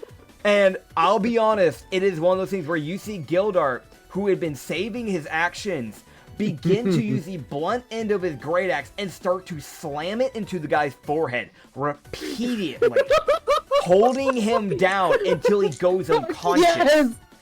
And you would realize, because of the drunkard rage, even after he's unconscious, Gildart continues to hit him for maybe another 4 or 5 strikes before he's pulled off the guy. He's pulled off the. Yeah, you see you see like this lizard folk have to run out, and be like, hey, break it up, like, because like the death ward was starting to go off. It's like, wait, fuck, no, he actually might kill him. So, yeah. Vengeance for Lindry! Oh, God. Yes, I want to let you know. He got... Holy shit! That rage came into play. He got fucking sick of that shit real quick. I mean, it would be fucking annoying, I'm gonna lie. So here's the fun thing. Tiredly. Just going to class, like, what the fuck happened to your time bullshit there? So, you want to know something fun about that? You saw that red light go off, you saw the death ward go off, and then you realize if he probably got another strike, the death ward probably wouldn't have been able to save him a second time. She would have actually been killed. Yeah. Ublex could tell that Chrono is kind of pouting a little bit. Fair. Not just from like losing, but it's just more like that warrior's pride of not getting to fight more kind of deal. Oh god, that's fair. That is fair. As the final fight's up, place your bets. It's Gildart versus Mollis. Ublex was so bummed that fight was anticlimactic, and Chrono lost so fast. To be completely honest with you, bro, I was expecting to have a more insane rival battle with Mollis. I know, right? I had more of it with you, Ublex. I'm not surprised Mollis can blitz through some of the party members. It does check. If he rolls high, he has a lot of, like, he has D6s. He has a lot of D6s. He just has to roll well. Yeah. 1000 malice, real. Alright. Oh god, if I lose this, I'm gonna feel fucking bad. Alright. Oh, motherfuckers, no bet on Do me. not. I don't want to be the reason we lose. Alright. All of my fucking money. Roll your initiative. Lindry's money is her own. She had it beforehand at this point. God. It's... Yep. Alright, so we have a 500 on... Okay, so, just to clarify, let me see. So we have 1,000 on Mollis, 1,000 on Mollis as well, from Ublex and Lindry. And Chrono is pouting. Okay. Usagi, are you placing anything? I don't have any money left in my wallet to place. Alright, so you place your I've hopes lost and dreams. twice already. I have no what's the point? No point. Understood. Understood. You Oh just feel a my little God. blood blob form on your shoulder and just start watching. Wait, what? It's like a tiny little like slime blob, except it's made of blood and it's like an inch tall. Oh god, you got your own personal Navi. Oh, Hey, God, listen, Lindri just no. kind of leans forward and just, Hey, Nessa. How's it going? Oh God, Unasa's going? watching. Just Fuck want to see if I you. need to work on people. You know how it is. If people are failing in fights, don't they need to be experimented? Oh, by the Oh, way, but of how's your course. calves? By the way, Usagi. Is it Fine, I good? haven't gotten the chance. Fine, I haven't gotten the chance to use them yet. Well, I hope you get to use them soon. Let me know if the experiment goes well. If it does, maybe I'll work on something a little bit more to get you a little bit more of a kick. Okay. All right. Personally, I think he needs a little bit more in the intelligence department. I'll I'm keep cool. that in mind. Oh my Look God. at you with a.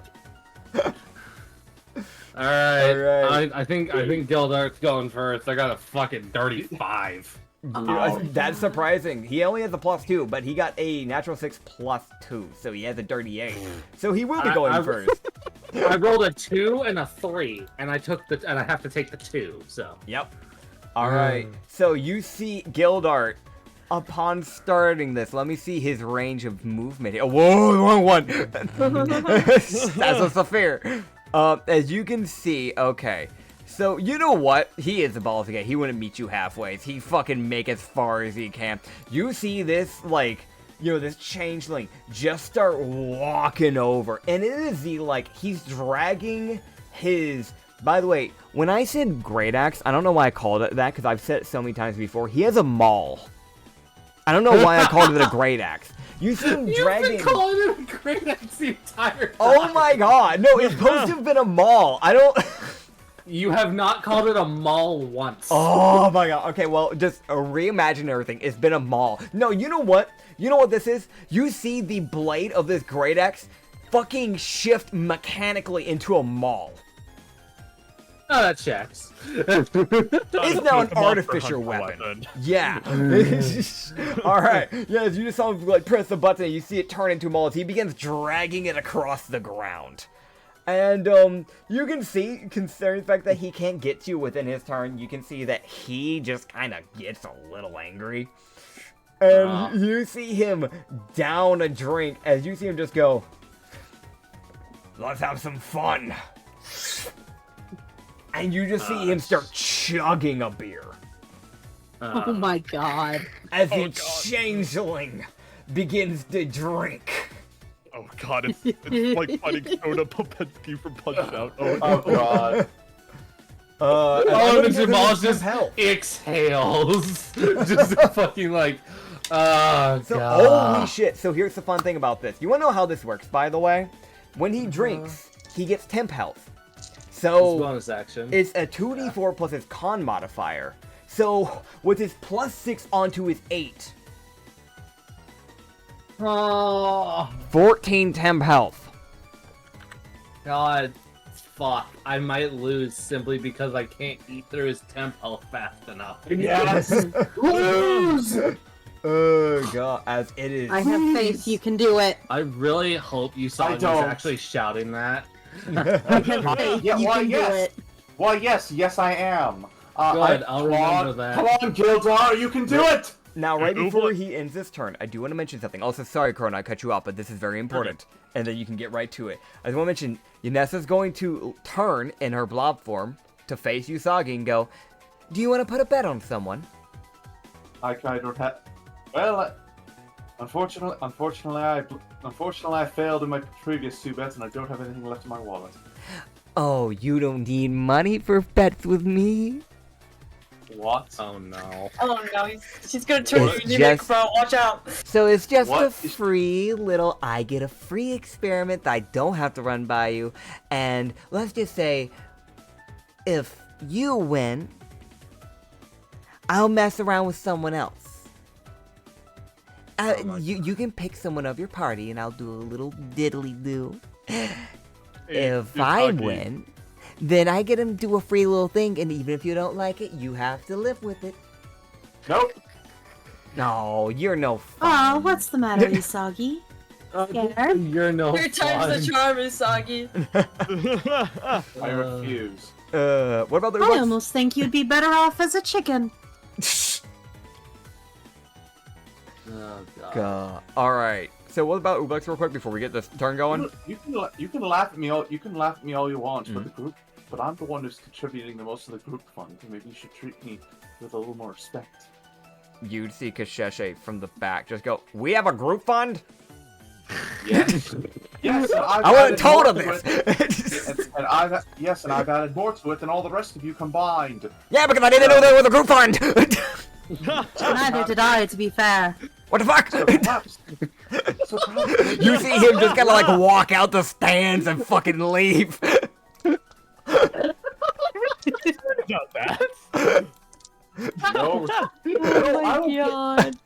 oh my god, I don't get. I feel like Rodney Dangerfield. I don't get no respect. I wanted to add. Respect is earned, not I'm given. I'm the one paying for all your shit. You could at least thank me for that. Real quick, I, what Libby's paid for her own shit. Real quick, what about Chrono? The group fund. I wanted to add, Ublix would hear Chrono kind of mutter under his breath. Oh, that should be me if they're fighting guild turn. Me. Okay. I did not hear a word. Okay. I should have been Mall me has a fighting touch. Ublix is gonna rub your back and be like, Oh, just you give me fucking time about shit. Watch your Eat the drink, fucking man. fruit. Look, it's fun. I'm just here, motherfucker. I'm just when Mom's about to turn around like, can y'all shut the fuck up? Yeah, no, Gildor and y'all, like, Moss turns around and Gildor just looks up at y'all, drinking and chugging. He makes direct eye contact with Usagi, then Chrono, then looks at the both of you, brings his maul up, and makes this, like, turns into an axe and makes that sign of, I'm going to fucking cut your head off. Shut the fuck. Well, Dot, you're doing amazing, buddy. If you win this, I'll give you so much beer. Suddenly, he's ultra motivated. That has inspiration to him. Thank you. Are you fucking kidding me? Take inspiration. I You don't gave have him inspiration. You better have that Christ. alcohol. He's gonna hold you to it. I'm gonna find alcohol though. Oh god. Alright. Alright. Sorry. Let's get into this fight. Mollis. Yeah, alright. Mollis is going to take a singular, whopping step forward Uh-huh. and let out a shriek. Okay. With you gotta roll. Fucking wisdom save. Wisdom. Actually, good idea against a barbarian. That is 12. That fails. He takes fucking 2d6 plus 5 psychic damage. Okay. And he gets poison status for one turn, correct? Yep. Okay. Yes. So that will be 11 psychic damage. 11 psychic. Understood. Doesn't even get. And Mollis would have put. Mollis just sits there and just puts away his calcifer and sort of like, oh, this isn't gonna do shit. Alright. It's just fucking like, here we go. Time to throw hands because I have no choice. As, he is going to. Actually. This might be a really stupid way for him to. Would you even do this way of fighting? Hold on. Okay. No, he wouldn't. He wouldn't do this. There was an option that he had, and he just is not going to take it.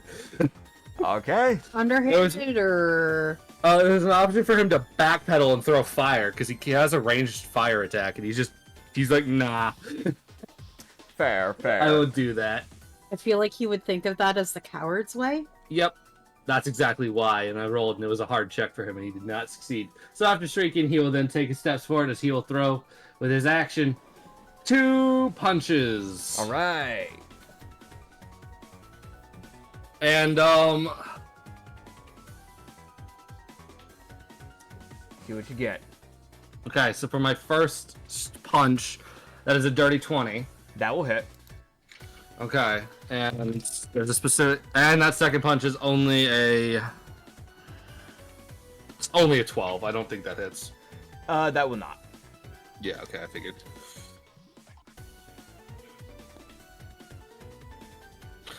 So that is 11 lightning damage. 11 lightning, understood. Alright, so, anything else? Fuck it, I'll try a stunning strike with that one punch I landed. Alright, get that special. So, that I used that key point, that is a DC 16. Alright, and what save? It's a con save. He will beat that with a 22. Yeah, I'm not surprised, that's why I said try. That's fair, that's fair. Actually, wait, disadvantage because of poisoned. Never mind, he still beats it. Yeah, I'm not surprised. It's a barbarian. That's why I said try. Yeah. He has like a +9, by the way, to his con saves. I'm not fucking surprised. Yeah. Alright, Ralston stands there with his expression of, alright, this is gonna fucking hurt. So you see him, after getting hit, you see him immediately bring his left foot back. And you see, like, he starts to bring his maul up. And then you realize, as it starts coming up, it's a fucking feint. As he chugs his beer. Oh boy. And then then slides his left foot back, spins backwards, making 5 feet to your right, and using that momentum to then try and clock you with the maul in the back of your head. What the fuck? What kind of reckless bullshit is this? Holy shit, that is a nat 20.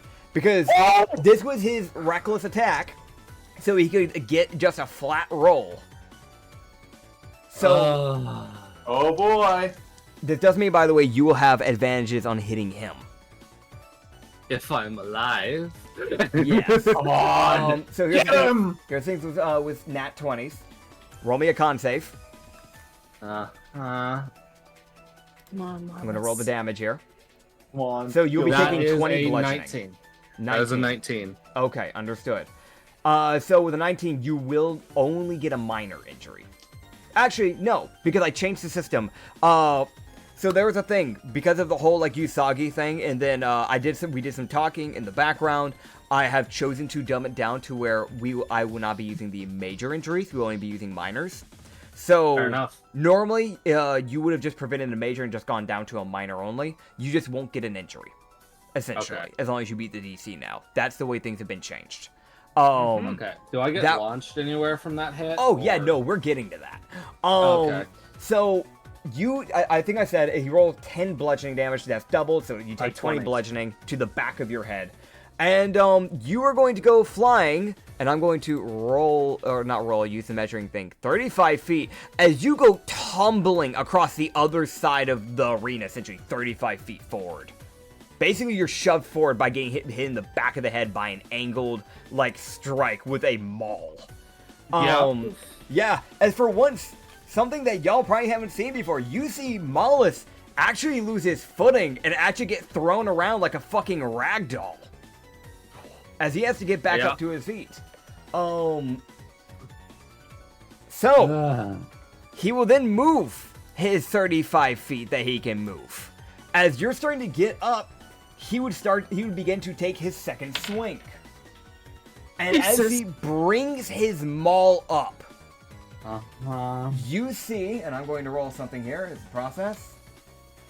Okay, so you see as a little bit of that drunkenness comes into play, as he begins to swing towards you, he fucking lets go of the hammer by accident. As he rolled on that one, disarming himself. No shot. Oh boy. Yep. Rolled a 20 and rolled that one. Will not Well, exceed there's a that. 20. Yep. There's always a 1. I'm gonna roll something real quick. It does proc in time. Okay, cool. So you see the paladin of, like, Hikus that was, like, sitting in the background that you guys talked about, like, oh my god, it's her! Because, you know, Usagi has trauma from her at this point. You see that maul going directly to her head, and then you see a magic barrier come up, blocking it the last second, and you see it crack. As, like, that actually had a chance of breaking through the barrier and hitting the paladin. As it falls to the ground. Luckily enough, not hitting the paladin. Yeah, good. I want to mention, That is good. he didn't use his other action in the other turn, so he still has 2 more attacks, because he's a barbarian. As he would look to you and just go, fuck. And then you see him just kind of bring out his javelin and just go, well, plan B, and just fucking swings at you with it like as if it's a fucking sword. Oh boy. My It's brother- not. My man. Alright, also I need That to give him ain't his how 10 that pals. works. Okay, also I'm giving his 10 pals because every time he drinks, he gets 10 pals. So he has 9 10 pals now. Damn it. And let me roll his to hits. That is a natural 19. And that is a 5. So one of the two is going to hit. Disadvantage because poison. Yeah, you're right. So that would have been the first javelin strike. Then it's that first one will miss. You are correct. Thank you for reminding me. This is why you got to remind me of stuff. There's a lot going on. And luckily for you, I think the other one might miss. That is just a 13. He only has manual weapons. He hasn't gotten any upgrades. So Yeah, that is okay. He misses. Whoa. all right. Yeah. So those next two strikes, luckily enough for Mollusk, do miss. As you basically, like, within that little bit of time of him fucking up and having to reach for his new weapon, you had just enough time to essentially just, like, regather yourself after that fucking knockback, which, to you, is fucking new. You've never felt that sensation before. Yes, I've never been sent. That's new. Yeah. So you had to, like, recollect yourself. You finally recollect yourself. And by then, you see these things, like, these, like, two swings come up, and you basically just knock it out the way, similar to how you did with, like, Dyke with his greatsword, essentially. Alright. And now it's your turn. Checks. Alright, well, and don't stop what. Oh, okay, hold on. I need to think about this. I don't want to fuck with what's working, so I'm gonna shriek again. Understood. Go ahead. He has to roll a wisdom save. Wisdom save. Holy shit, he rolled well. That's a dirty 20. Fuck. That means he only takes half damage and isn't poisoned. Ah. Alright, maybe the damage will be good. Let's see. It actually was. I got 15 psychic, meaning he takes 8 psychic damage. Okay, It cool. was too shy of max. Yes. Oh, man. Because Alright. Miles is gonna throw 2 punches at advantage. Okay. Alright, so here's for the first punch. Oh boy. Yep. And for those who are like, why does he have advantage? Because reckless attack, you dumbasses. Dirty 20. Oh boy. Okay. Reckless attack That'll hit. makes it so that the person, they attack recklessly, but They get advantage to it hit, also but they means get... they leave Yeah. themselves wide the fuck open. Yep. Yep. Advantage to hit, but people have advantage on you. So. Do I do this? He might be Oh able to... boy. Alright, so this is where Demolis is actually gonna take a bit of a risk here. Uh-huh. Because he knows he's fighting Gildart, but he's also... so his first punch, he deals, Uh-huh. he would deal, a menacing 10 lightning. Okay, 10 lightning. And then instead of actually doing damage with his second punch, he's going to grapple Gildart Okay, that is a to choice. prevent him from being able to swing. So, Essentially, he uses the drunkenness of his swing to essentially bear hug him. And essentially his plan is to essentially crush him with lightning damage understood. to knock him out. Because he is taller now, so it's not trying to grapple a dwarf. I'm trying to grapple a changeling. Yep, it's a bit harder now. Alright, so, go ahead and roll me a contesting athletics check against him.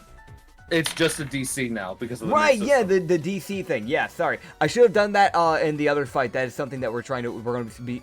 They finally have actual, like, grapple DCs, in case you didn't know, for everybody here. yeah. They actually started doing that, so I wanted to test that out. I genuinely forgot I wanted to test it out, because I forgot it existed. So we're going to do that. I got a slightly more custom DC because of Mollus's expertise in athletics. Yes.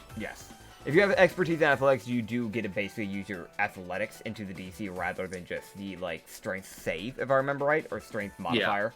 And that's so people who want to be, like, a grappling monk or a grappling fighter, that sort of thing, they're not getting fucked over by this new update. Yeah. So, what is the DC he needs to beat? And I'll roll it. 21. Okay. And he isn't poisoned anymore, right? Unfortunately. Okay. So, let's see. 21, that is... He loses by 1. So, like, is that thing, like, you managed to grapple him, but you can feel, like, any fucking second he might break out. Yeah. Alright. Alright. Is that the end of your turn? That would be, it was the end of my turn when I grappled him, and then that would be his turn to try and break out. Yep, so he'll use the bonus action to try and break out. That is fair. Actually, yeah, that's fair. Alright, so with his bonus action, he does not manage to. He is going to use his inspiration. As you would realize, you knocked out his fucking alcohol out of his hand by doing this. Oh no. Oh boy. So with a natural 19 with his main action, you see him just go, "That was a still good drink," and you see him shift as he goes from the like changeling and shifts into a Glavisker. Knocking you back as you get knocked back 5 feet, and he turns around. And because that was his action, he doesn't get to do anything else. But you can see there is that genuine anger that has built in him now. There's barbarian anger, and then there's actual anger. Oh boy. Alright, I'm gonna buy him a beer after this. Yep. For those who don't know, Glaviskers are basically giant acidic lizards. They have, they naturally have acidic arcana built into their bodies. So they stand around like 6 to sometimes 10 feet tall, from my understanding. And they constantly have like acid dripping from like their mouth and things like that. They're essentially like the Acrid from Risk of Rain. That's kind of what they're inspired I was gonna off of. say, for those who know it, think Acrid from Risk of Rain. They're terrifying. It's large lizard creature with acid. It's terrifying. They also have a thing called Pursuer's Lunge. If you try to run away from them, they will fucking catch you. Yep. I will mention something. Sorry, I was gonna say Croto will say to Ublex, I thought maybe I'm glad I'm not fighting Guildhard. Because you want to know a fun fact? Changelings normally don't get the racial traits of the thing they turn into. He's an agent. He's been training for fucking years. Yeah, he can. Bitch. Yeah. Gonna go to Special like, case. used to be in the old crew I was in with some of them people like that. Apparently, it's like really strong. So, yeah, I kind of didn't want to like fight him. Yeah, that's fair. All right, it's your turn, buddy. It's kind of cool. You can change it out of your things. Alright, does Gildart take up a large slot now, or is it still just medium? Oh yeah, no, he takes up a large. Son of a bitch. As he is like hulking at like 10 feet tall, and his tail is an extra like 5 feet. Hey bud, how you doing? Yep. Alrighty, well, I don't know how his health is doing, and I don't know how I'm doing here, so we're gonna fucking see how this goes. Yep. Oh boy. I made it so you guys couldn't see your allies, at least for your, like, you know, NPC allies, like, you know, health for now, just in case, since you guys were gonna be fighting them, so, yeah. Yeah, okay, Kinda sad that I can't see. We mean? Oh well. Oh, with their health, yeah. But it makes sense that I don't allow that. Yeah, alright, Mollis is gonna screech. Oh boy. Again, wisdom save. Alright. I hate to have to keep using the same damn ability, but it's the only thing I have that's consistent. No, it's fair, it's fair. That's a dirty 18. Fuck, he succeeds. Yep. I rolled well again, at least, so... On the bright side, you stopped him from getting any more temp health for now, so... Thank God. Alright, that's... that is... a 14, so 7 psychic damage. 7 psychic damage, alright. Because I already halved it. Oh, boy. Alright, now I get to walk up and punch a man. Oh, boy. Alright, here we go. Alright, That man. misses. And that fucking misses. Okay. So you just miss all of your attacks, essentially, from my I understanding. just punch him and his scales I just don't get through his scales. Yeah, it's literally one of those things where you're punching, and you're hitting. You feel like you're hitting pretty well, but it's like you're making the contact. It's like you're not able to break through that like thick hide of scales that he's using. Yo. As it becomes his turn, as he would look to you and just that fit of rage, and you see him jump directly upwards. Aww. As he goes over and lands behind you using Pursuer's Lunge. Did you change his Holy fucking shit. race to Gavaskar shit? Uh-huh.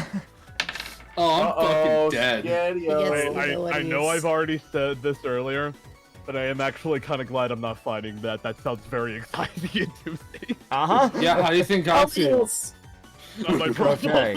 Acrid. Do I get anything for that? I don't remember. I don't remember if it's a dex Oh, it's a save or dex. not. I think Okay, it is. so it showed me as a to hit. It's actually a dex save. So roll me a dex save. Oh, please. I need to succeed this or I'm gonna get fucking cooked alive. Now, from what I understand, this doesn't do half damage if you succeed. It just doesn't do damage, from my understanding, unless you just didn't write it down, because this is the class race you made. But For the sake of people not being boiled alive, yeah. that's It's fair. just basically it's whether or not when they slam into the ground, the acid explodes out of their body, and it's just whether or not you get covered in it. Understood. Is what that deck save is for. Okay. Dirty 16. I got a nat 10. Okay, so let me see here. Let me see what his save is, just to double check. Cause yeah. All right. And you said it was a dirty 16. Yep. That will meet the DC. Oh. So you will not take Thank the acid fuck. damage. Yeah. As he would then bring his claw up and swing down. Oh shit! And that is his first to hit. I know that first one's going to miss because that was only a dirty 13. And the other one was a natural 13 plus 6. So that's going to be a dirty 19. Does that hit? Fuck. Yeah. Okay. Barely. All right. So I'm going to roll the damage here. I know am... those. Yeah? I know these claws hurt. Yeah, they do. It's 3d4 plus his strength, which is a 3. So, Oh dear. let me... That's... Okay. Whoop. That's 7. Then 10. So 13 in total. You take 13 slashing damage as he just strikes you with the claw. That is the end of his turn. Alright, bud. Alright,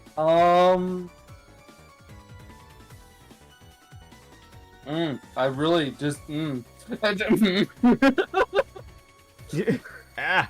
it really is one of those, like, the fuck do I do in this scenario? Oh Who boy. made I these will beasts? I will let you know, you are close to getting him bloodied. Whoa, I'm bloody. I don't think that's comforting. I'm gonna be honest with you. I'm trying, okay? Yeah. That's just not reassuring. To be fair, he'd be... I see units. Yeah, I'm No. I'm trying, okay? To be fair, actually, if he didn't have that temp health, because he had gotten a total of 20 temp health, if I remember correctly, in total, he would actually be past bloodied and I think close to crippled. So, He got 9. He Yeah. got 9 and 14. yep. That's understandable. So he's Yeah, working with an additional fucking 22 health. Yeah, 23. yeah. 23. Yeah. And So he- I'm. Ugh. He has a max of 70, by the way. So, Fuck, this is such an uphill battle for Mollis. for anyone. Alright, fucking. Alright, I'm pulling out the last one I have. I don't really have. Yep. It's the only thing I have that does good damage to him. That might has a chance to save my ass. Okay. I'm gonna Wisdom use save? my last key point. Yep. Okay. As you begin to scream. And once again, why does he roll so well on that? That is another natural 16. Alright, yep. He takes half damage. Okay, yeah, so tell me the half damage. Why the fuck Oh, are you... thank fuck. Max damage. Okay. So... That is supposed to be 17. Okay. so that would onto the be- higher. 9. 9. Okay. No, that'd be no, I'm wrong. 8. 8. Okay, cool. 8 because it's supposed to be 15. Okay. Alright. Dude, I want to mention, he only has a +2 in wisdom. He's just been insanely lucky with those rolls. Oh, boy. Come on, man, you got Alright, this. I'm gonna throw 2 fucking punches and pray that one of them lands. That's in that 17. Yeah, that'll hit. And fucking that is a 15. 30-15. That will miss. Yeah, I'm not surprised. Okay. See what you get. First hit. Max lightning damage. That's 13 lightning. Sick. 13 lightning. All right, cool. He's now in a crippled state with that next strike. Crippled. Holy shit. Yeah, I didn't get to mention it, but because he was like teetering near bloodied, and then that's between the psychic and then that got him into the crippled. Oh, there's a very tiny chance. It's a very small one, but you have a shot. I believe in you. Is that the end of your turn? Unless I can miraculously somehow summon an action surge out of the ether. Yeah. Nah, I'm sorry, man. I have my one ace that Mollis has. Okay. I have my fucking rampage, but I really don't want to use it. That's fair. All right, as he would, because I want to mention, not only did he jump behind you, he had jumped in the right positioning where the hammer would have fell. As he picks up his maul, and in the process of trying to pick up his maul, he goes for a fucking tail swing. Tail strike, because that is the perfect position to do a tail strike while grabbing your weapon. Lucky for you, that will not hit. That was only a dirty 11. And then I'm gonna be honest, I feel the feeling I had to jump over that shit. Yeah, you definitely did. You definitely had to jump over it to, like, not get hit by this massive tail. And then... Gildart, why are you like this? Mm-hmm. It's a nat 20. Yep, I'm going God. See y'all later. Alright, buddy. Let's roll the damage here. Let's before I start narrating shit. That is 24 bludgeoning damage. I'm alive. By 1 health. I'm alive. Yeah. So I want to mention, essentially, he spun to the right, which is your right, his left, right? So essentially, I'm gonna ping it just so you understand a little bit better. Or this way. He spun this way on this side of you. Okay, with his tail, I'm guessing. Yeah, with his tail to grab his maul. You jump over it, and as soon as you land, before you can react, he immediately comes in flying with that maul and cracks you in your shoulder. And he sends you, and I'm going to go ahead and do this, into the wall. As he sends you 40 feet, and you crash into the arena wall. I mean... As Miles hits the wall and slides to the ground. Yep. And you would see in that fit of rage, he starts making his way over to you, and then lunges. Oh my god. Roll your dex save. Oh shit. Do I have... Okay, I have to ask. Uh-huh. Is he prone? Do I have the time before he gets over to get up from being prone? I'll be honest. So when I do crits, I roll a few things, which is, will this cause a status effect? Will it cause does it have a chance of causing a injury before I start asking you guys to roll me stuff? Those sorts of things. So there's a shot you can get an injury and get a status. Okay. You were lucky and you didn't end up prone and you didn't end up stunned, which were the two possibilities. Okay. So, you can dex save. Because essentially, yeah. If I was prone, I would have disadvantage. Yep. So. It's literally one of those things where it's like, you see him starting to make his way over to you. Like, you feel that thud, that, like, crack, and you can feel this, like, almost like your bone almost wanted to give way from that strike of the maul. You go crashing into, like, like your back goes crashing into the wall, essentially. And as soon as you pop off the wall and you stumble to your feet, you can see he's already running. And by the time you regather yourself, he is in the air. Alright, so Maulus probably does essentially what I guess the best way to call it is like something you would do in a fucking Souls game where you dodge towards the attack. Yeah. Because he got a fucking dirty 21. That will beat it. So you basically roll underneath him to get out of the way. As I went ahead and moved your thing over there. And I'll be honest, you're hearing a ringing in your ear this entire time. Because it's that thing like you're seeing doubles. So, as it is now your turn. Wallace gets up from having to dodge fucking acid.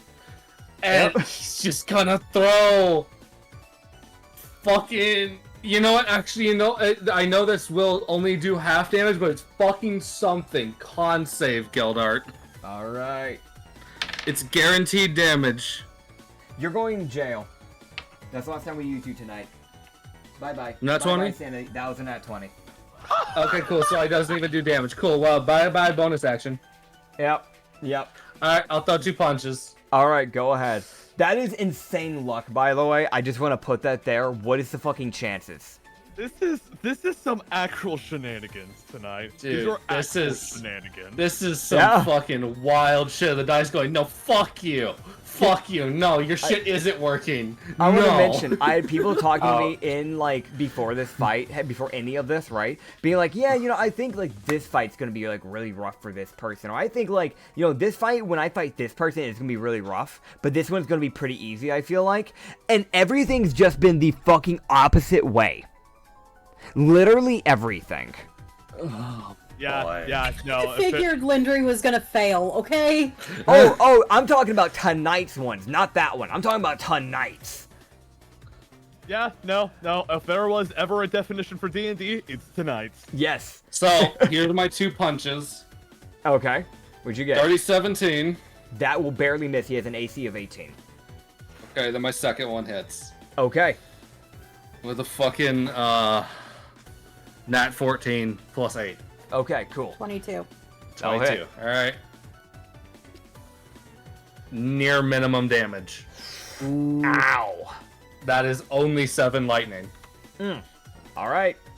As I'm gonna be honest, the way I play it is it's very clear. It's that thing of he throws a punch and it hits, but it's the thing of he's seen 2 Gildarts and his brain is still trying to fucking reconnect everything. Yep. As you do those strikes and you're kind of just trying to regather yourself, you see a maul get lifted up into the air over his head.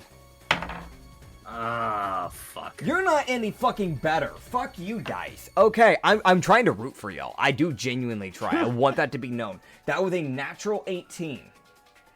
Okay. So that's hitting. So I'm gonna roll the damage. You will enter your rampage. As you take I'll enter my 8 first bludgeoning, rampage, yeah. As like he cracks you into the shoulder, and you feel your body begin to fall, and as you begin to fall, your rampage kicks in, as you stop, and you begin to stand up again. As what Gildart would see is one of the 2 slits of Mollus's eyes would crack now, as it's now hinting he has 2 of them. Yep. So he can get hit again and stay standing. Okay, I'm gonna roll this digitally. Everybody can see it. You guys are in the campaign thing on D&D Beyond. Maul. God. 14 to hit. Does that hit? That will miss. Okay, you see him bring the second swing of the maul down. And just like you basically just like right after that strike, you basically just move your right foot to the side, basically turning your body so it just hits the ground, kicking up dust in the process. And Alright. you would see him save his bonus action. Oh, Oh, you no. motherfucker. Don't you... Oh boy. you motherfucker. I know exactly what you're doing. Come on. Alright, I have to roll something for Mollis. Okay, thank you, Yanessa, for the fucking bloodlust fucking advantage. I had to roll bloodlust check. That's fair, Alright, that's fair. so Mollis will not be using his teeth. Okay, He's just going to throw 3 punches. alright. That first one's a dirty 19. boy. That'll hit. Dirty 11. That'll miss. And a nat 20. Okay, that'll do double. This has been a God. down to the wire fight. Let me know your damages, man. Alright, so for the first one, because this is the non-crit, Yeah. that is 11 lightning damage. Okay. And this is the crit. And this is still non-lethal. Come Yeah. on, come on. Oh my god. Oh, that's I rolled poorly, Oh fuck. but it's still doubled, so that's still 14 lightning. So, as you begin to strike him, tell me how you strike him. I need to know this. So Mollis would essentially, with his first punch, is essentially just bashing his left arm into the clawed arm before it can get out of the way. Okay. And then he throws, essentially after hitting, he throws his left punch forward to try and hit him and would miss. And he just takes a step forward and just sends a punch into Gildart, the center, like the underbelly of the Glavisker. Center mass. Okay. Center mass, effectively. Okay. So as you do that, you would see there's that moment of just like, okay, nothing's happening. And then you see that Glavisker form shift back to Changeling as he begins to fall. And then you see his body stop Oh no. as What? he gets back up. As he is final stand. Yeah, he But would, yeah. I will say that because that was a crit, while I can't, because with what's going on right now, while I can't do like any special, like you send him flying or something like that, what we can do with this is that for his next turn, he will have the poison status as he's going to have disadvantage on all his swings. Okay. Because of that, like, essentially, like, bell clap of a hit. He essentially can't breathe, from what Yes. I would imagine. Yes. As I feel like he's Okay. having to restabilize his ability to breathe. As both of y'all are on 1 HP. Oh my fucking god. And you know what? Let me roll something. He has a special mechanic. Oh, motherfucker. Let No. me do this. Okay. So, here's what you're gonna do. You get to enter a mini game. Huh? Uh-huh. This is a mini game that you only I don't show it off for the NPCs, but whenever he fights, this is something he can do sometimes. Domain You- expansion. So you'd see him chuck his maul into the ground. Even though it being a maul, it indents itself like as it's standing up, like as if it was a fucking sword being put into wood. And you see him bring up the fisticuffs. As you and him are gonna have an all-out tavern-ass brawl. Oh my. Can I do Yeah, it? get him! So the way this works, this is a thing where it is always a guaranteed knockout for whoever does it. So it is a very big risk reward for him when he does this. The way it works, it runs like dex saves. So you can choose my God. either your strength or your dex modifier. And you just have to fucking duke it out with him. Okay. So, Can I? uh-huh. What? Mollis would just hear from the stands as Lindery screams at the top of her lungs with Nat 20 to actually do this. You can kill him, Mollis! Yeah. I'm keeping my mouth shut. Fucking Okay, I feel hoping that like Mollis loses. Fair enough. okay, I feel like a little bit before this happened, Kronos just got kind of caught up in the excitement of seeing his friends in this insane fucking battle. He's not specifying who he's cheering for, but he's definitely a very active crowd member right now. Hell yeah, hell yeah. Alright, so, you're using strength or dex? I will be using my strength. This is the I have a one. +5 in that. Okay, so how this is gonna go? Essentially, it'll be best of 3. And I have 3 dice. So I'll be using 3 different types of dice for each roll. Okay, so We'll is see this how a they strength treat you. save or a strength check? Strength check. Okay. Alright, So, just 3 different rolls and just roll them all at once or roll them separately? roll them separately because they're going to be contesting against each other. So, Okay. first one. Let me know what you got. I'll let you know. I got a 7. You will actually beat the first one, as he rolled a natural 2. Oh shit. I did too! Yeah, he has a +3 in his. His main thing is con. So, that checks. yeah. Next one. As you get like a good, like I want to mention, like there's punches that are just flat out missing from the both of you, and then you get one solid like land on like his right cheek. Okay. Next roll. Ooh. That is a dirty 14. He will beat that one. As like again, a few more swings come in, and you see him just clock you in the stomach. Oh. As go ahead and re-roll again. I'm going to bring out the digital one this time. Oh god, here we go. Come on. That is a 16 plus 3 from him. Dirty 19. What did you get? Mollis loses. All right. So I'm guessing you got underneath that. As you see... I got a nat 2. Okay.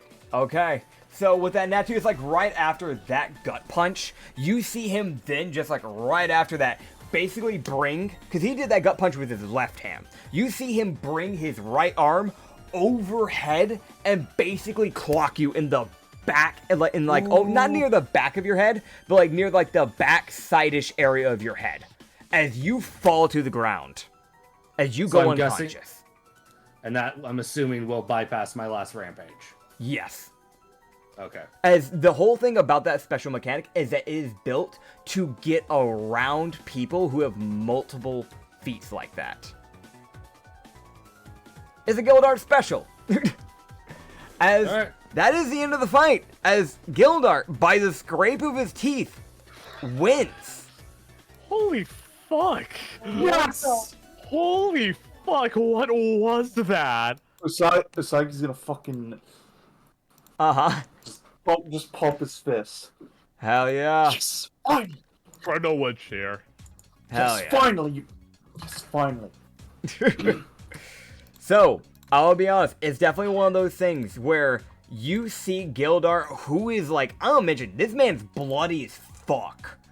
Like, don't get me wrong, Mollis is bloody, but this man is taking a lot more hits than Mollis because of, you know, temp health. You would see him just kind of like in the, like, drenched in blood, essentially, reach out a hand to, like, Mollis and bring out the smelling salts and put it to his nose and just go, wake up. Come on. There you go. Good fight. Yeah. Oh, sorry. Mollis will hop to his feet slowly because he can't fucking breathe. I'm gonna nudge Ublix to follow me, and Chrono's gonna hop down and just kind of approach them, and he'll just basically offer Mollis to lean on him. He'll kind of notion Ublix to offer something similar for Gildart. I grab Gildart and give him a giant hug. Hell I'm like, holy shit, Gildart, that was awesome. I will, as I'm like, offering... Many beers for you! Let go! Chrono will just go. You two are fucking amazing, you know that? I guess, if you insist. Pike coming over and grabbing the two of you by the fucking neck and cure woundsing the fuck out of you. Oh, I guess there was no need to hop down here after all then. I guess. I'm a doctor, it's what I do. 21 healing for you, Mollis. Don't ask how I know this. 15 for you, Gildart. Don't ask how I know this. The fuck are you on about? Don't worry about it. You see him just look off into the distance. Cards. Chrono will just shrug, and I'll just turn to Ublix, and I'll just say, well, wanna get out? That was hot, not gonna lie, how you grabbed their necks. Yeah, let's go. Alright, cool. Oh, I guess we'll both leave. Hell yeah. I will, Goodbye, everybody. after you're done telling, saying with Gildart 1 or whatever, I do have one thing I wanna do before everyone leaves the Coliseum, if you don't mind. Yep, I gotcha. So, I mentioned before there was a prize cash, so I'm going to be adding this to his inventory, as he gained 1,500 rupees. It's not surprising. Yeah. The man who never spends a dime except on anything except alcohol, so you know what that money's going to. Alcohol! alcohol for Buy a days. bar chain, bro. And then I have nothing but joy in my heart. the other thing that would be mentioned is that Mollusk, because you came second place, you get 700. Oh. Yep. Cool. Second Works place for me. gets stuff. So, yeah. Okay. And Be more than happy with that. that is all to really be mentioned. So, you know. Cool. In that case, I was so from what if I understand correctly, the Challen reporter was in the bleachers watching the whole tournament. Chalin's on right side of the bleachers. Yes, he was near the smiling gnome. At some point, probably when everyone's just kind of exiting the Coliseum, I do kind of want to try to walk up and approach him to talk to him.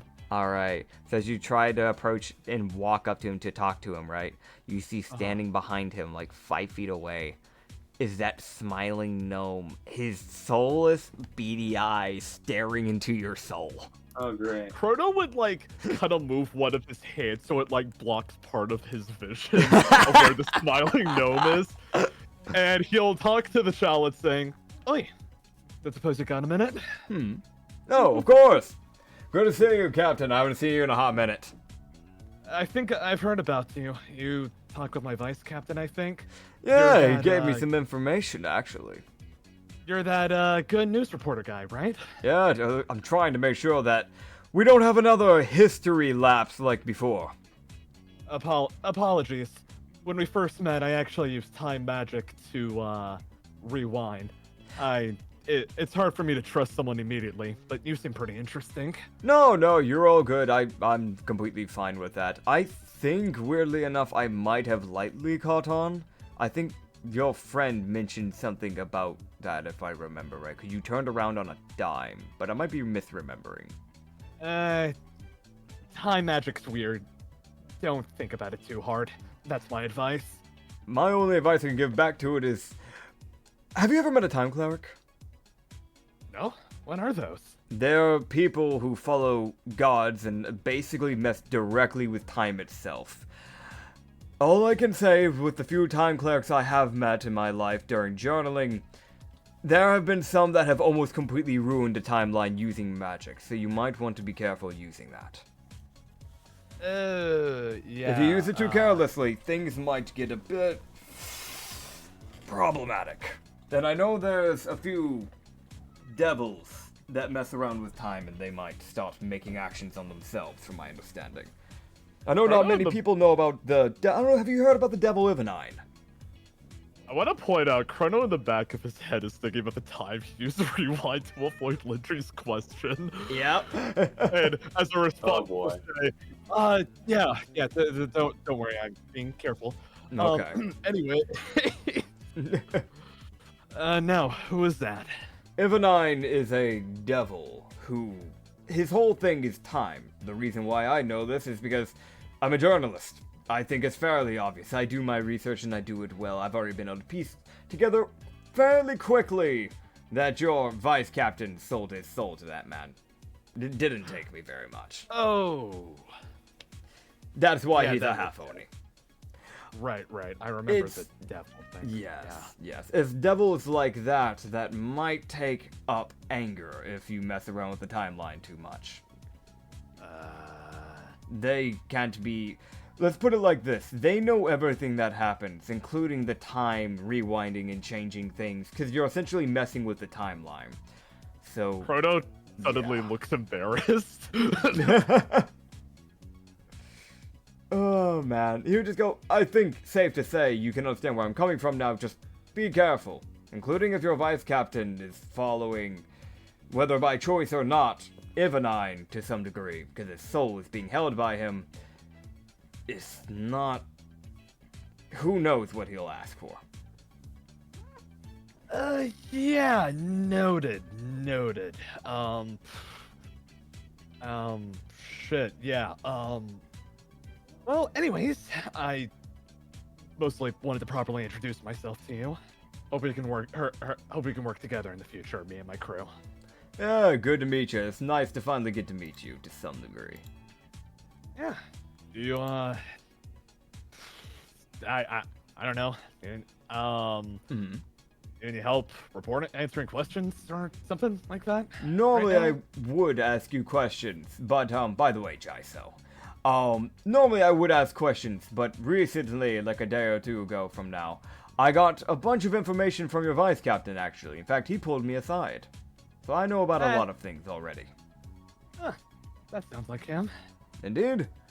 And, of course, I had already asked about Gao, and I found out about your whole revolving bit over there. I know about you handling the warlords.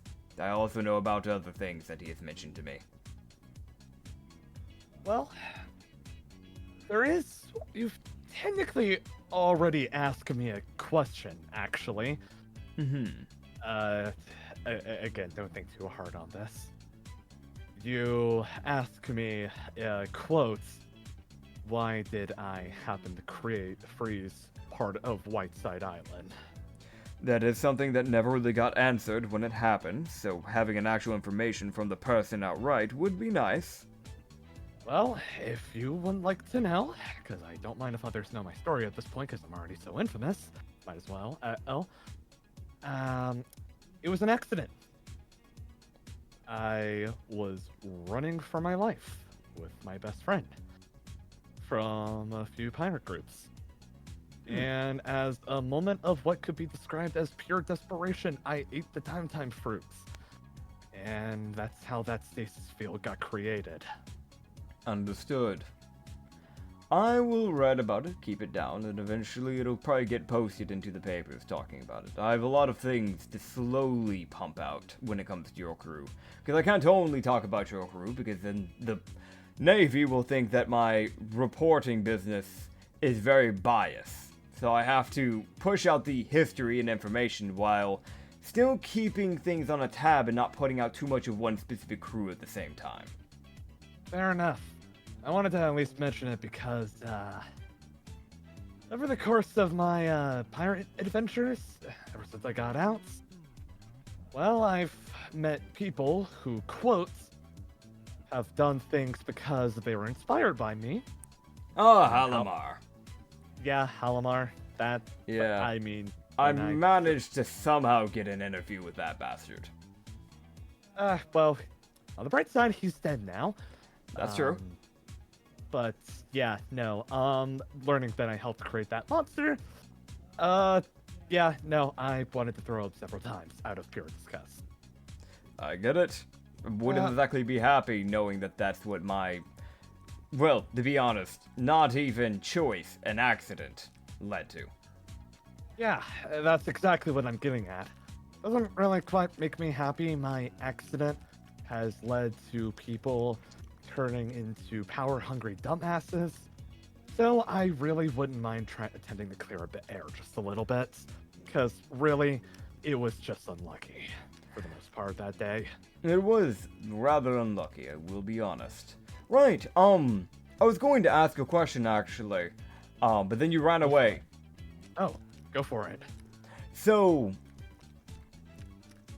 back in Whiteside when you broke out, there was a whole gas that formed, and I understand where the gas came from. That was Limius. I know enough about that character. Chrono's expression would turn to suddenly, like, warmful and opening to, like, pissed off as fuck at the mention of that name. Yep. He would just go, like, yeah. But what is your connection to him? He did, in a weird way, allow you to escape. Fuck if I know. From what I can tell, he got curious about my powers, and that was why he wanted to break me out, and must also happened to be near me at the time. But, well, at least I don't think I've ever met him before, to my knowledge. You could, I'd imagine the channeling guy, I would like to imagine, or Chrono kind of like gets off a little bit of uncertainty as he says that, because he really isn't sure of their connection with each other. He would just go, well, considering from the timeline, or not timeline, but the age and era that you came from, he's been around longer than you.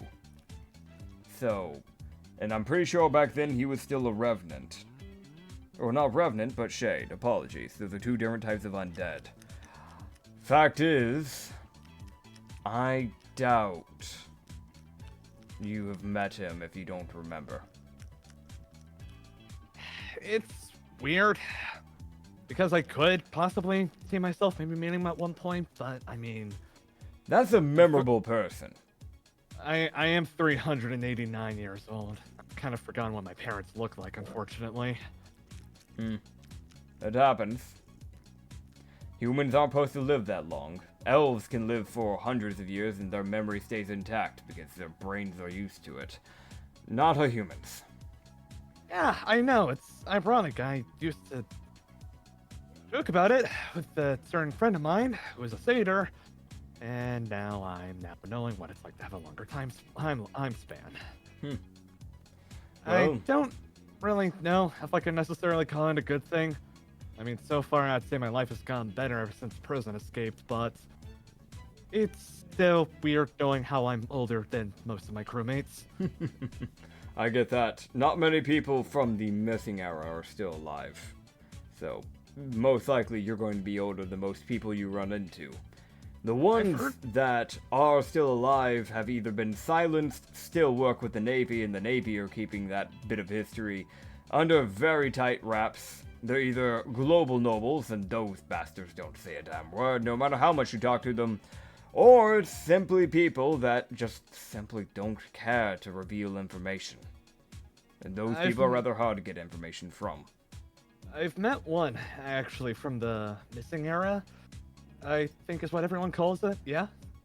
Yes, the missing era. As a historian at heart, I mean, needed something to do all my time away in prison. It's rather distressing to learn about. Yeah, I would imagine. Well, either way, it has been nice chatting with you. Do be careful. I do know you're now out of the Pacific Ocean. You're going to be heading into new areas. Islands from here just start to get a little bit messy, so just be careful. Duly noted. We've already had tons of really weird fights. I think we're a little desensitized to the concept at this point. Wait till you get to the Fae, buddy. I don't know if I'm looking forward to that or not. The Fae Sea can be very nice. It can also be one of the roughest things you deal with. It's a very mixed bag.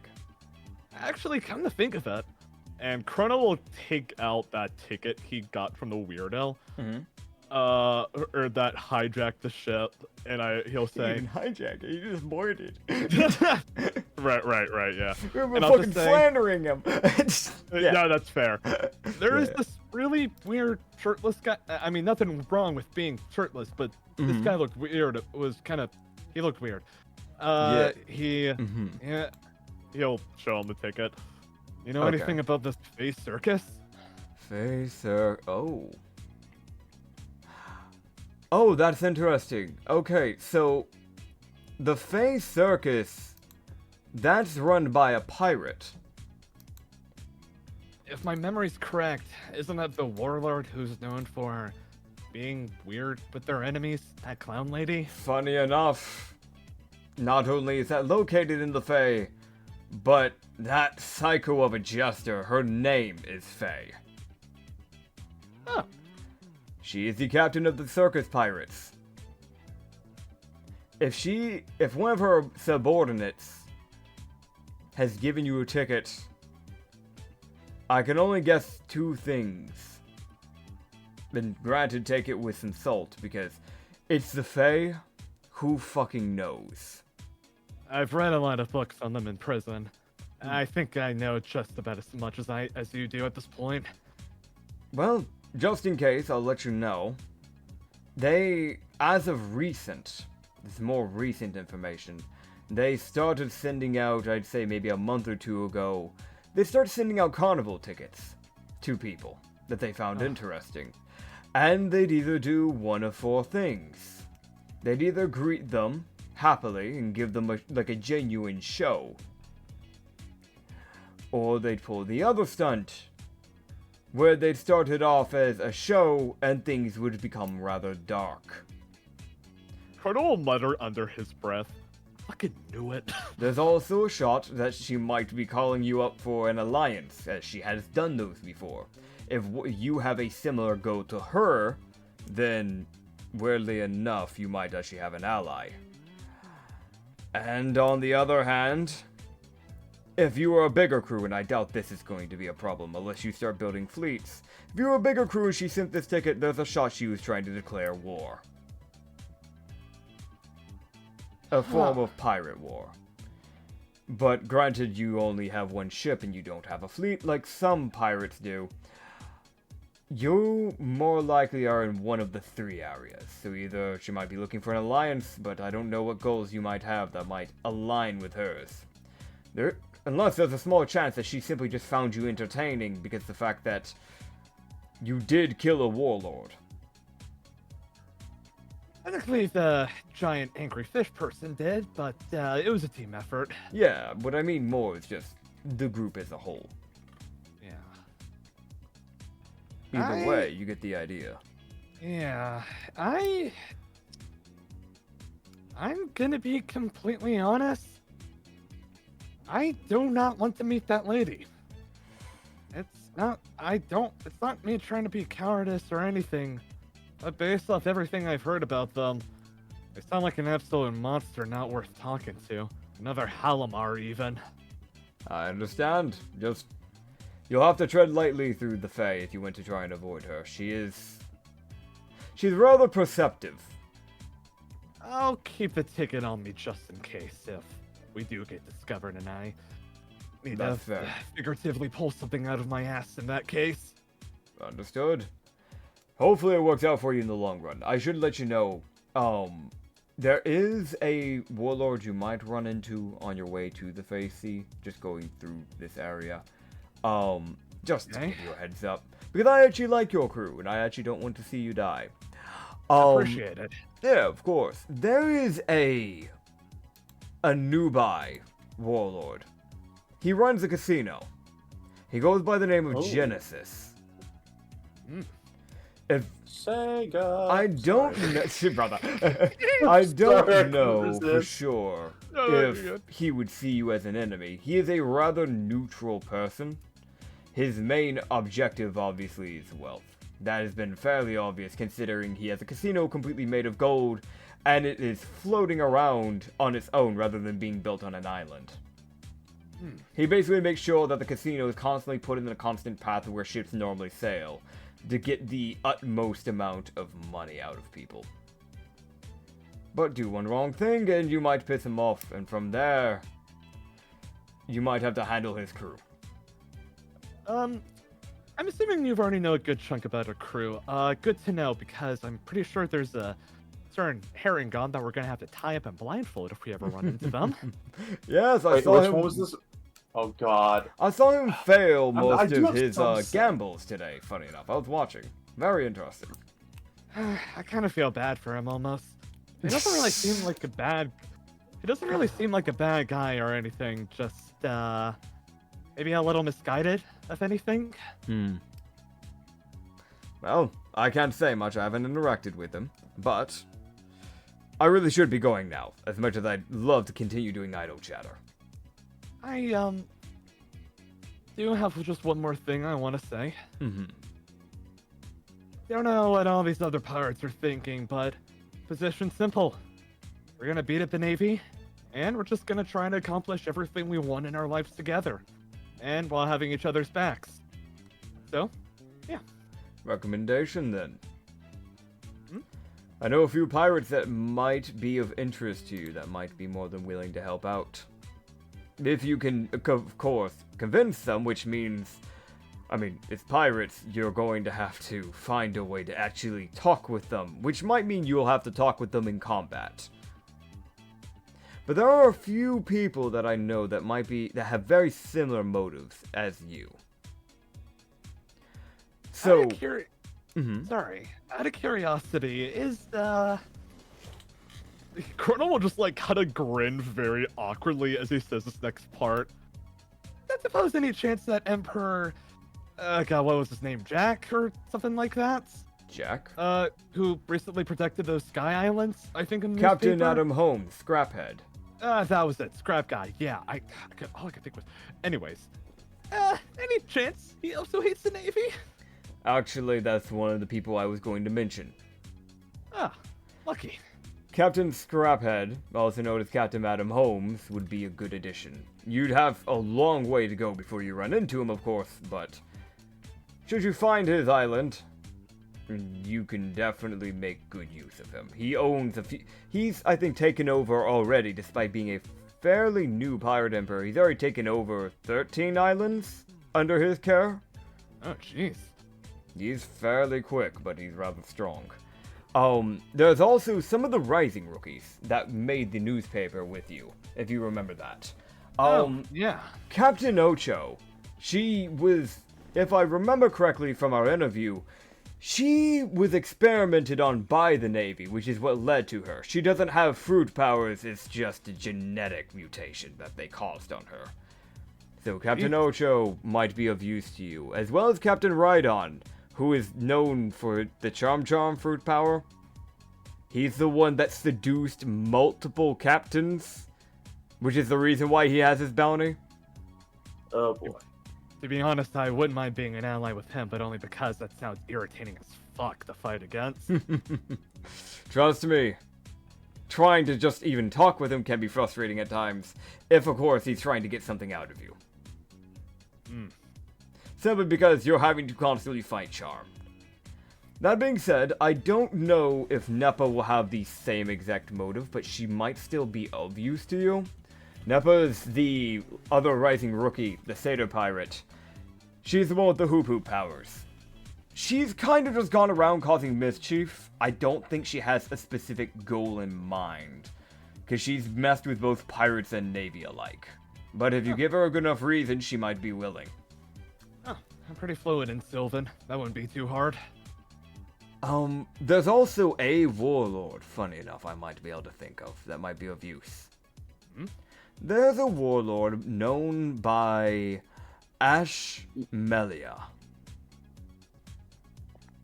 Now granted, she's near the Blood Sea, so it might be a bit before you get to her, but she's known for her magma fruit powers.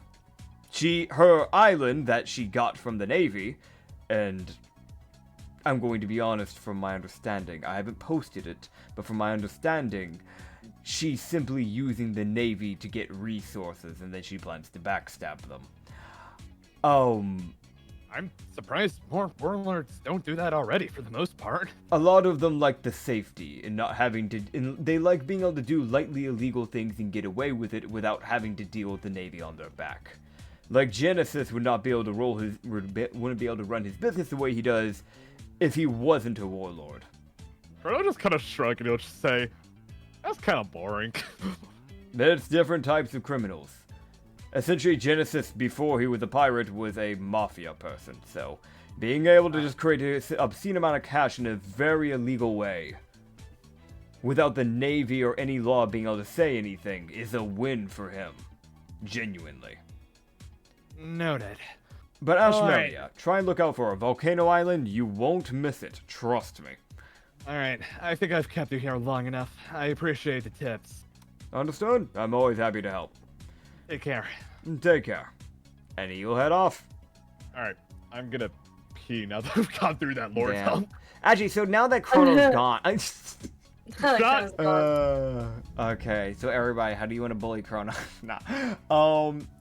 Yeah, I'm gonna be honest, eventually you guys are just gonna, like, after the tournament, the plan is for you guys just to be able to start sailing off to the next island. But unless you guys have something specific you want to do, I can't think of anything. I can't sell my shit here. I have to buy beer. There's You no need one to buy gear? There's no one to pick up. Beer. And Okay. there's no one to pick up. That- So That is true. That is true. is just Also happy deer. that Chrono wasn't informed on everything yet. Yep. Because I get the feeling he would have questioned, hey, so what do you know about this small noble family? Yeah, that's fair. That's fair. All right. So, by the... Two things, Romalis. Okay. Actually, three. Okay. First, he get Gildart a beer since he fucking knocked the other one out of his hand. All right, remove 5 Okay. rupees. Well, we can steamroll that real quick. Yay! Fucking take a damn fucking beer. Fuck you. Damn, what the fuck? Fuck you. You didn't have to get him one. No, I did. I'm going to the bar. Well, I'm going to the bar too. Okay, cool. Alright, You head to well. the bar. Boss leaves as soon as he gets there. Let me ask, Oh, are you going? Fuck you, man! Are you going to the Red Lining, or are you heading to the actual bar, not the club? Are you heading to the bar or the club? The real bar. Okay, the real bar. Okay. I already tried my luck at the club. There was no point. Yeah. So the real bar obviously isn't gonna have dancers. I think that's pretty That's obvious. fine. So There let weren't any me. dancers that were interesting anyway. That's fair. I gotta double check to make sure I tell you the correct information because there's a very specific guy that's running this. Yeah. Oh, God. So I'm going to send the image. It is a human. Funny enough, he was actually in the stands the entire time with his icon. NBC visuals. This is the man you're looking at as you head into the tavern known as the Bai Tavern. As the owner who runs it is Tensai Bai. It is this human with this like black hair, kind of shortish, like this like floral bandana that's kind of put over his hair to keep hair from getting inside the food and alcohol. Black kimono with like golden floral designing on it, and like a bunch of red beads that he wears over his shoulders, and red beaded like earrings essentially with like golden hoops that connect the beads that kind of like dangle, one on each side of the ear. And these like blue eyes and like black eyebrows that are kind of like thin. But yeah, he would kind of just greet you in. The fun thing about this tavern, by the way, because it's actually had proper information. And I was actually surprised y'all hadn't gone to it at some point. Because y'all seem to love going to taverns. Is that this tavern is decorated with all forms of like potted florals, basically in honor of Lin, who is the god of nature. Because that is the main god followed by the people of this island. He also uses these plants, something that you can kind of realize, is that he uses the plants to grow herbs and spices that he then uses for his food and drinks. Cool. He also allows you to see the food being cooked. Because there's him, the bartender, who's doing like all that stuff. And then you can see the cook to the right, who's also behind the bar counter. So it's like that, like, you can just watch the cook just actively cooking. Okay. Yeah.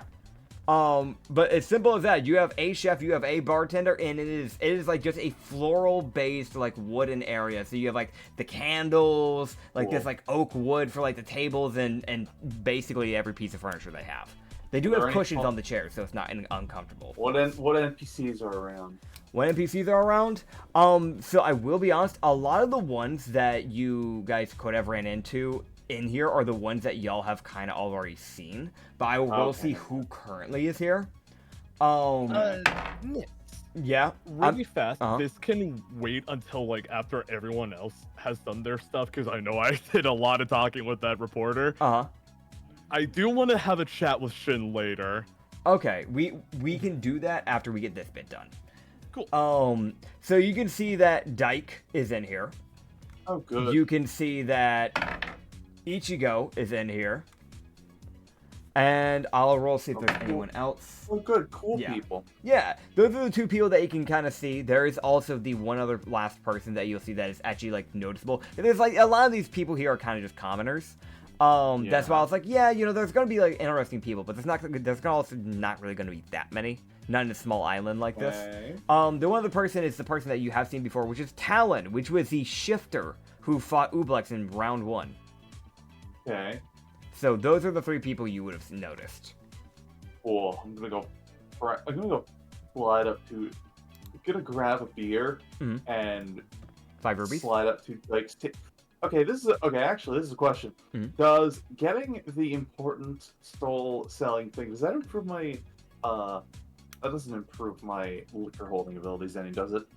Does it improve the what bit? I'm so sorry, I didn't hear that last Improve one. my liquor holding abilities any? I would say it doesn't affect it right now because that affects your bloodstream, not your just natural ability to hold it. Because I think it's also your liver that has to be affected in order for like that sort of thing to come into play. That being said, if you actually want something like that, you could probably make a deal with Yanessa to try and get something.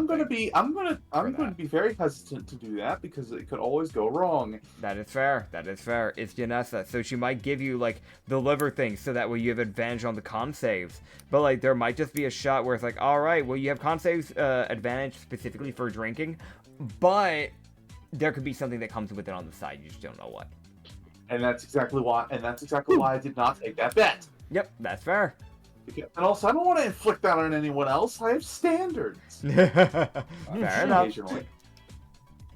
Oh man, but yeah, you can just take 5 rupees out for the beer, obviously, and yeah, you can just like you can like roll on up. Good.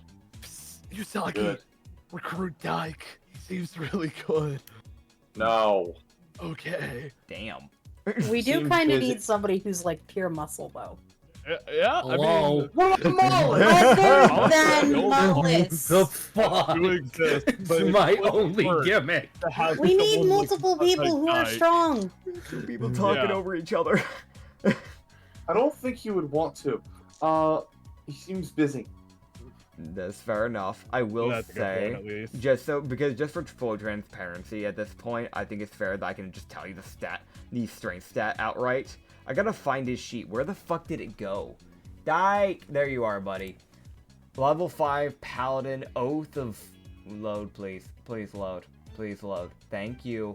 Yeah, he has a +4 in strength. He has an 18, so... That checks.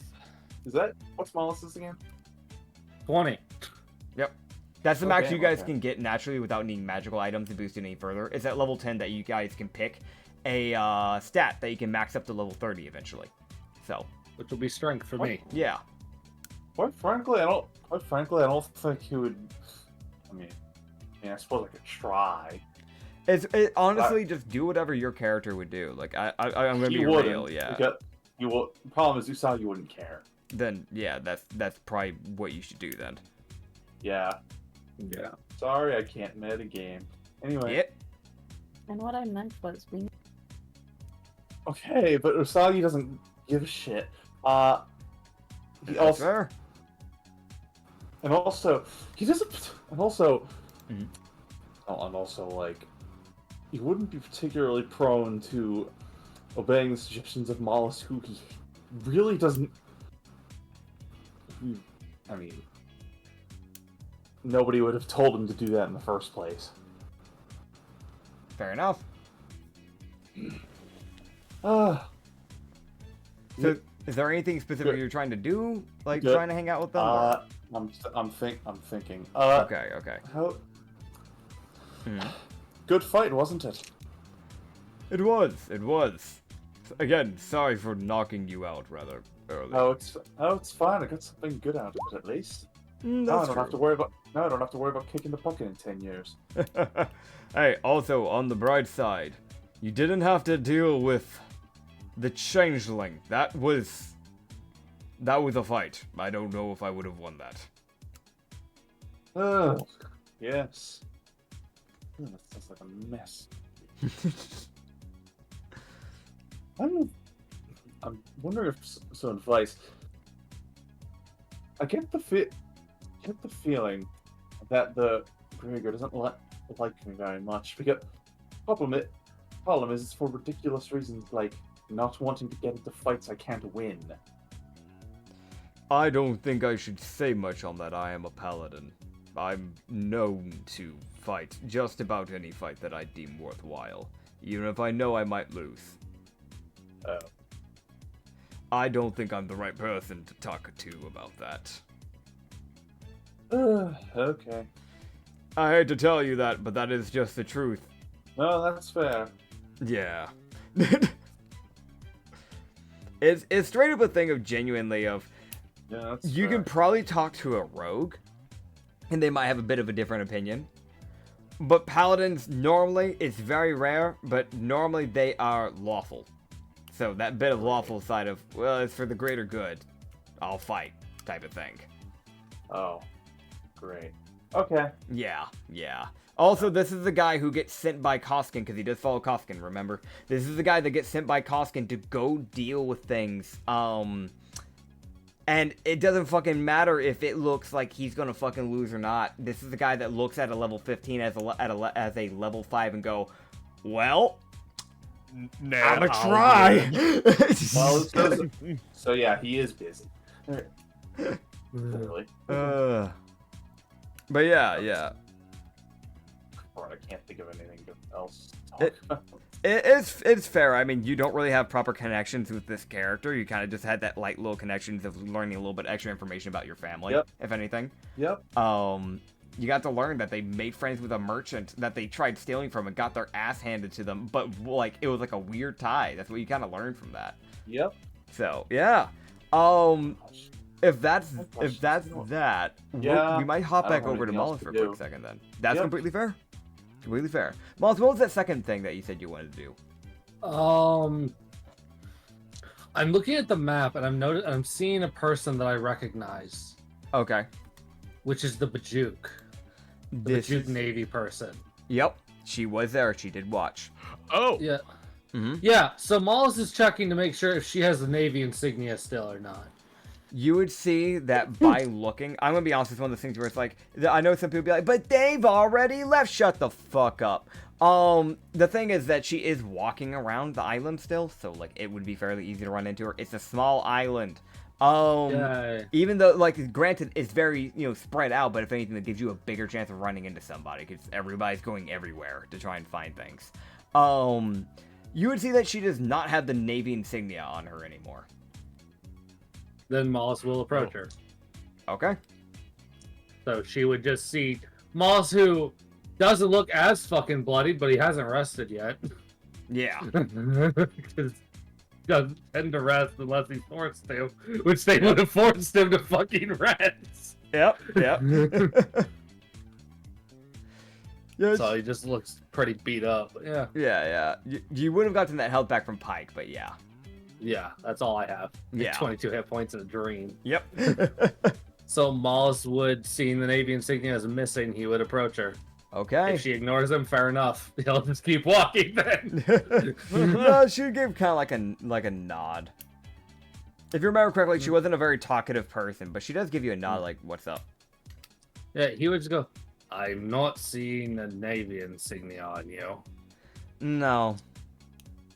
I had said before I was staying because they had a chance of attacking the Underdark, and having people from the Underdark in their ranks would keep them away, which was true for the longest time.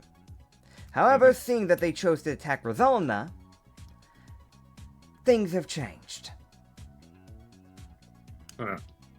And a good friend of mine also left in the process. Funny enough, I think, running it through, you might actually know them. In fact, actually, I think your little rabbit friend does too. Oh! Do you know of Detective Taka? Yeah, I know about her. Foreshadow this shit, bro. Yep. I know about her. I had it in the back of my head. She left after that. Oh. She wasn't Interesting. happy. So, at the very least, she probably won't be telling you to try and kill you. If she does try and tell your group, it might be more out of wanting information or to talk. I know I won't. Or it might be to kill Usagi. She's still not fully happy about that. Oh no. Anyway. She kind of gives that look and just goes, something happened, didn't it? Oh, there's several things. He's done a lot to make me mad. It's been one thing after another, so He's been a lot of But I know he doesn't like me, so I don't particularly care. Fair enough. I didn't really like my captain either, so I can't really look down on that thought process. Yeah, I would never take orders from him. That is the only reason I'm willing to work with him. If he was the captain, I'd kill him. That's fair. I thought about doing that with the Null captain back in Solus for quite a while.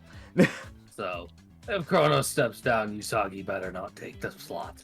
Otherwise, he won't live. But I wouldn't. Beyond that, that's not the point of the conversation. I more just wanted to make sure you were, I saw you and I was wondering, I wanted to talk to you, just to make sure you were still alive and whatnot. Because we had run into you, and I was the reason we took you on our ship. Unfortunately, I died, so I wasn't able to make sure you were taken care of. So I kind of felt responsible for that, even though it's not my fault. It's all good, to be quite frank. Seeing the Titan revelation burst out of the sea isn't normal at all. No. I didn't even get to say it. I just got to hear about it. Well, I'll let you know right now, it was a giant Titan made completely of bones in a flaming body. I'm so glad I finally know actually what he looks like. I was never told. Yeah, that's true. Forgot about that. Mollis was only told, yeah, Titan popped out. He's like, fucking cool, I guess. Why was there fire? The crew's defense. I think that they're just probably so fucking happy to see you and Mr. Whiskers back that they forgot about it. He's like, seen like, yeah, revelations. He's like, okay, I guess that's the bitch I freed. Yeah. What does he look like? What am I working with here? I'll be real. That's one of the few ones where like they like mention a person in the newspaper and they don't get a picture. Cause I'll be real, just getting in the vicinity where they can get actually like well-defined picture. Because you know they don't have actual cameras. They have to use like magic, like some like magic created constructs to take these pictures for the newspapers. They had to get a little bit closer than they'd like. And that's a fucking Titan. If that thing spots it and it wants them dead, they're fucking dead. I'm sorry. That outpost potion is shattering upon it, making contact with that field, that force field. That force field ain't gonna do shit. Yeah. So that was Mollis's mindset to be like, yeah, just wanted to make sure. He was like, well. Right. I remember something. Hold on. I remember the crew that I've been traveling with recently, they've been talking about your group, actually. Yes. They hold your group rather high in regard. Well, traveling, as in more of, I've been keeping contact with them in notes, and I'm waiting for them to arrive here so they can pick me up so I actually can begin traveling with them. Wait a minute. They're taking up arms. Oh. Fela and Zora. Oh my.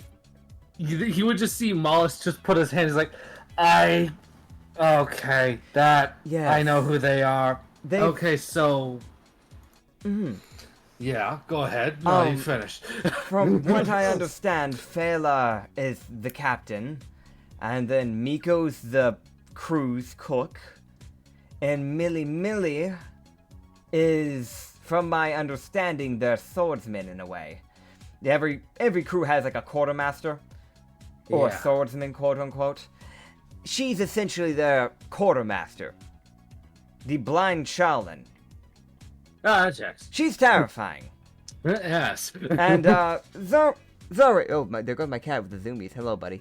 And Zore, from my understanding, seems to be their form of a researcher. A damn good sorceress, too, at that. I kept, Failer from dying in an alleyway. Ah, yes, he got stabbed by a goblin. So I discovered him by reaching out with telepathy and discovered a mind full of pain.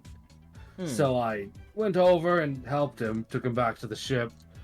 We all helped Zeray, and we helped their island in general. That was one of the better actions we've done. Him fine, yes. I know, yes. From my understanding from them, they did say you went to go fight Halamar, and then the island was covered in lava, and the castle blew up. I'm guessing things didn't go quite to plan. Halamar blew up the castle, and I killed him. Ah. Did you do the thing that Zeray had asked you to do? I know she had mentioned something about teeth. Yes. I did feed him his teeth. I was going to tell her if I ever saw her again, but finding people is kind of difficult when you're sailing. I can understand that. Well, eventually I'll be on the cruise, so when that time comes, I'll let her know. Yes, Thank you. I was, Of course, welcome. He activated a crystal and it detonated, causing all the explosives I'm guessing he laid to explode. Right. Oh, right. One last thing I should mention, since I kind of have you here, and now since you're technically a part of an allied group that I'm working with, I should probably let you know this. Maybe. There's a Navy man. He seems really hell-bent on finding Usagi. Oh, I know you Another don't. one? He, from my understanding, during the destruction of Extracts, I didn't know you were there, by the way, until I found out about this information. Apparently Usagi punched a man in the balls while running for safety. Apparently he's looking for him for blood revenge. And I think his exact words, and I quote, was, "I'm going to tear off his balls and hang it on my wall." What? What the no? I nearly forgot that happened for a minute. I won't lie. I won't lie. As a player, I've been asking in the background, when is this coming up? I want to make sure this comes up. I was gonna wonder when Taco's gonna come back. Dude, as a player, I was wondering with the pattern of stalker. people who hate Usagi. Is Usagi bisexual? No, he isn't. Oh, God. That's why Mollus's question was just raised eyebrow. Another one? Yeah. Another Navy person? Isn't he a stalker? Isn't that supposed to come up eventually? Eventually, I didn't say what level they'd show up, but they'll show up eventually. Sweet Christ, they Wallace- show up at like level 18. You Wallace imagine? just sits there. It's just he's like, huh. I can't say I'm surprised, but I might let him know if I remember. That's fair. I mean, you might want to on this one because while I do know that it's just one Navy man, knowing from my understanding with this man, he's assembled a crew from the Navy to try and hunt down. He's essentially asked for permission to directly hunt your group alone because of Usagi. What?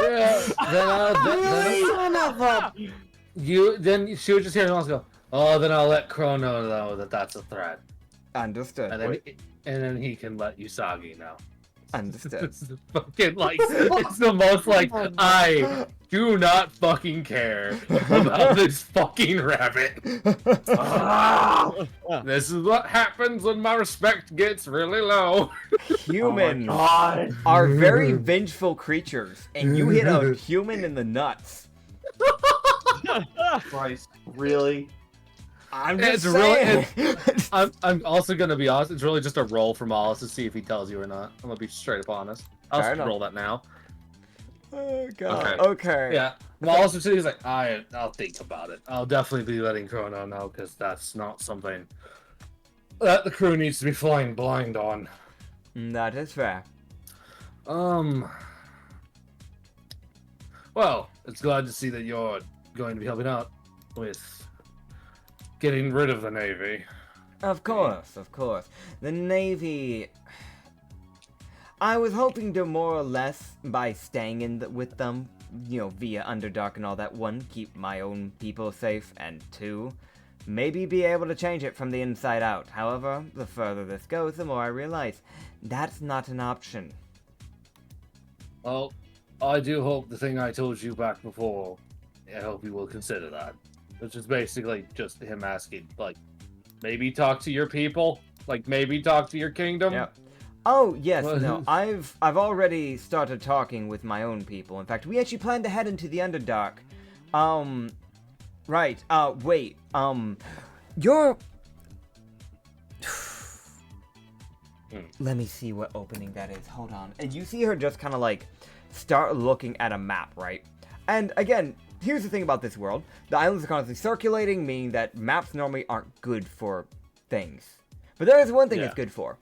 We're just keeping track of openings to get from the ocean level underground via ship to the underground area of the world. And there is actually ways to sail into the underground.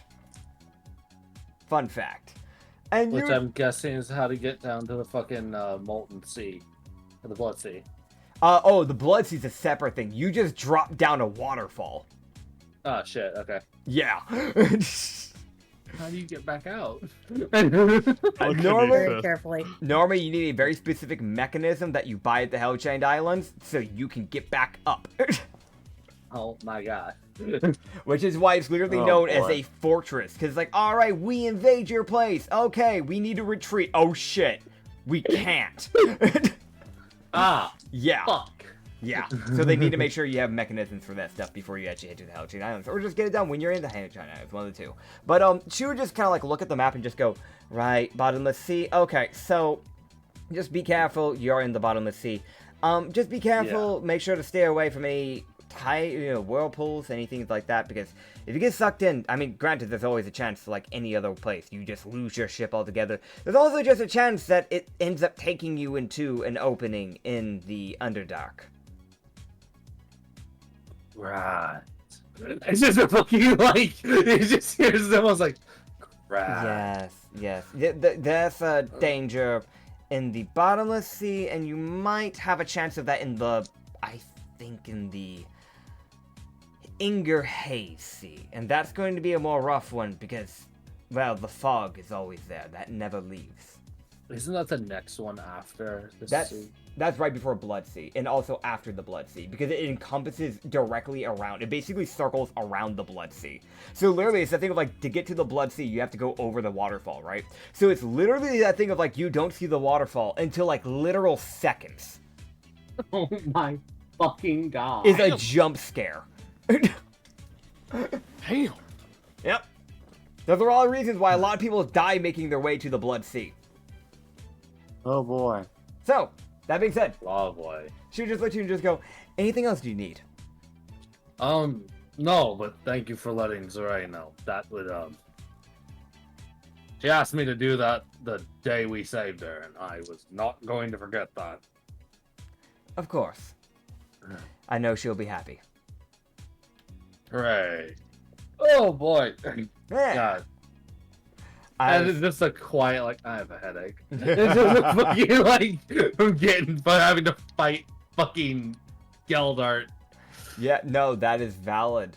Is that the last thing you wanted to do before we hop over to Chrono real quick? And then we'll start wrapping it up.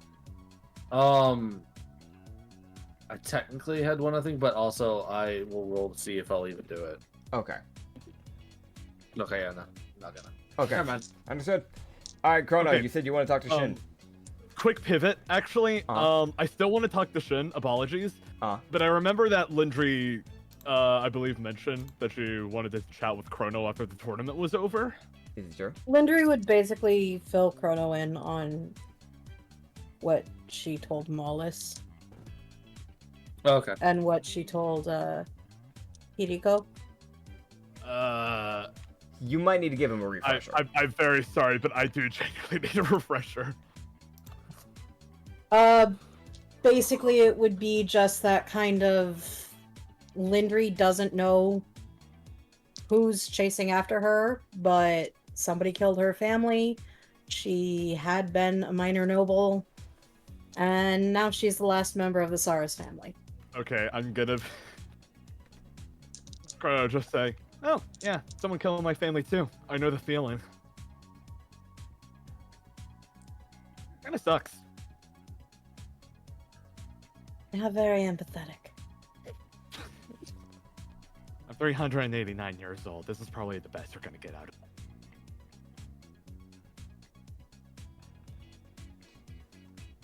Anyway, so talking to Shin. Okay. So, where would I find Shin at? Shin can probably be found at the boat. Because he's done everything he needs to do at the island, so. Gotcha. I will approach Shin and I'll just say, hey, Shin, you got a minute? What do you need? I'll, sit down. Or, I don't know if he's sitting down or not. He would not be. He was not meditating right now. He was just kind of just going through, like a book, essentially. Gotcha. Chrono just say, so, this is gonna sound a little out of nowhere. If my memory's correct, you follow Koskin. That is true. By any chance, is it hard to follow Koskin by any chance? Well, to be quite honest, following any god isn't normally hard. You just need to make sure that you follow their one requirement. Every god has that. So Nier, who is essentially the polar opposite of Koskin, for a good example, you just need to be lawful. You just need to do good things, honestly. If your heart isn't in it, then he doesn't want you. And with Koskin? Koskin, remember how I said that I'm given a death list? I do.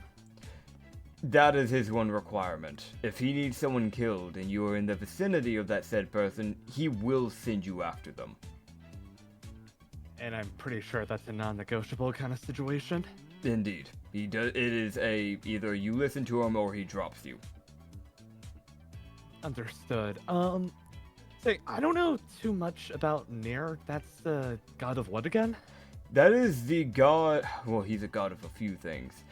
We know him as the god of the Celestia, also known as the god of the sun, and technically he is the god of law.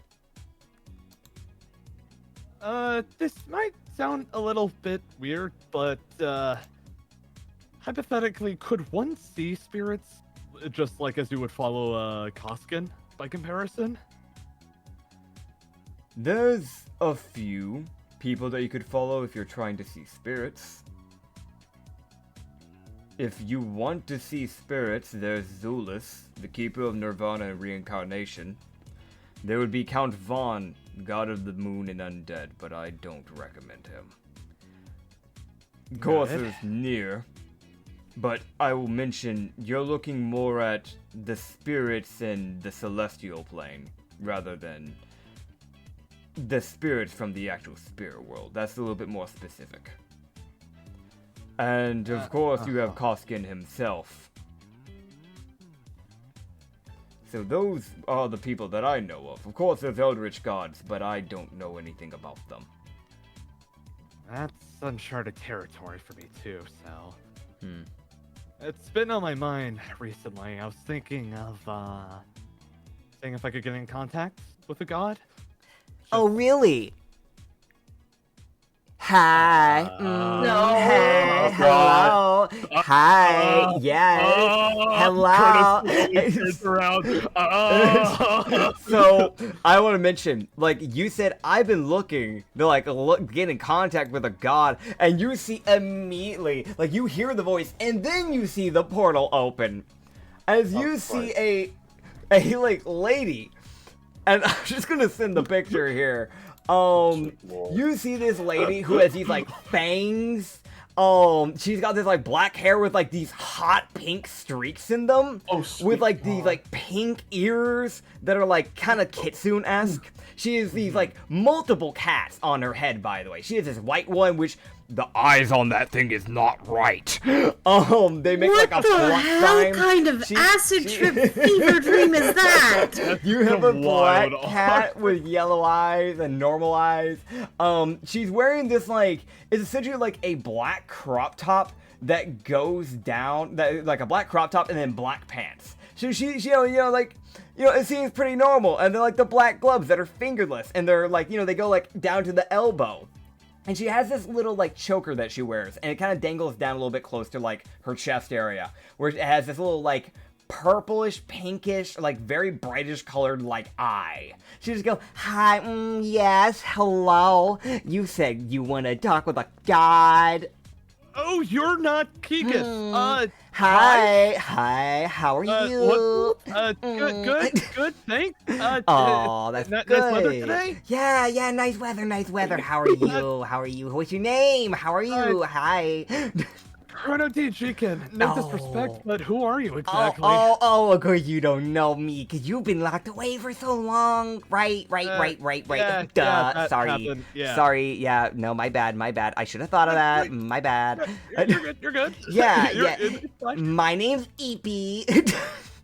Oh my god. My name's Eepy. Hello, hi. I'm the goddess of yes. What? Oh yes. Good at everything, master of nothing. What the fuck is this? Goddess of, yes? Well, okay, well, to be more specific, I'm the goddess of hello, hi, yes. Can I roll a religion check to see if I learned anything in the past? Yes, you may.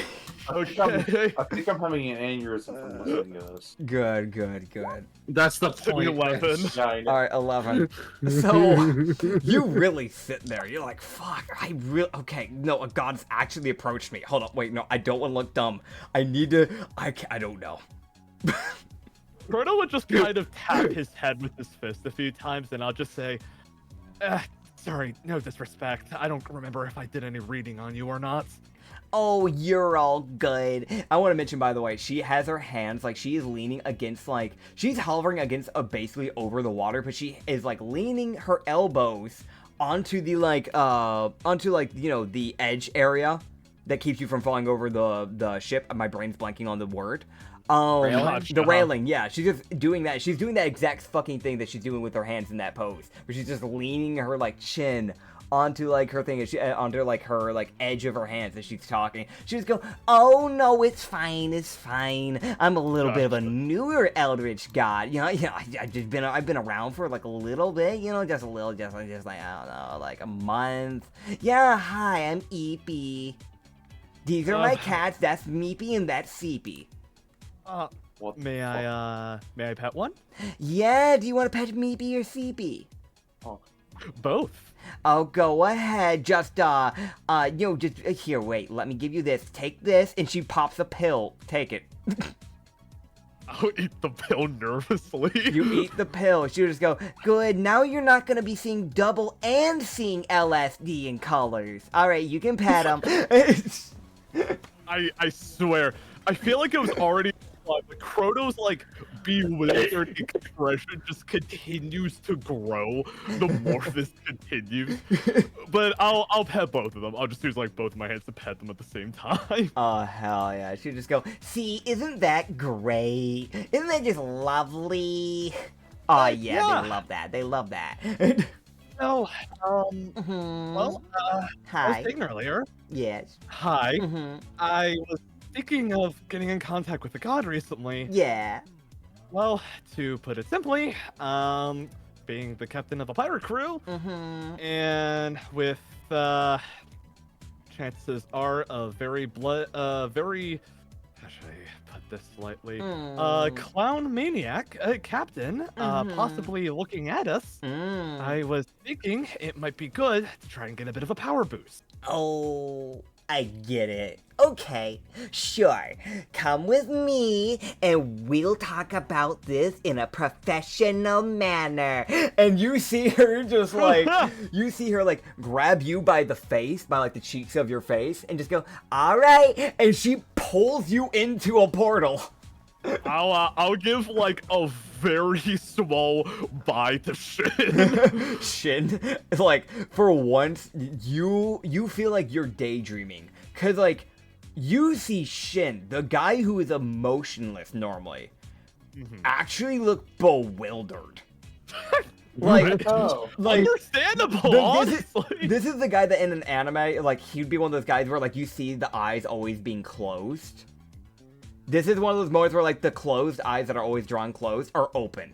They're just like, open, they're wide, the eyebrows are up in the hairline. Yeah, like, he actively stopped leaning on the, like, the wall of the ship. Like, what the fuck?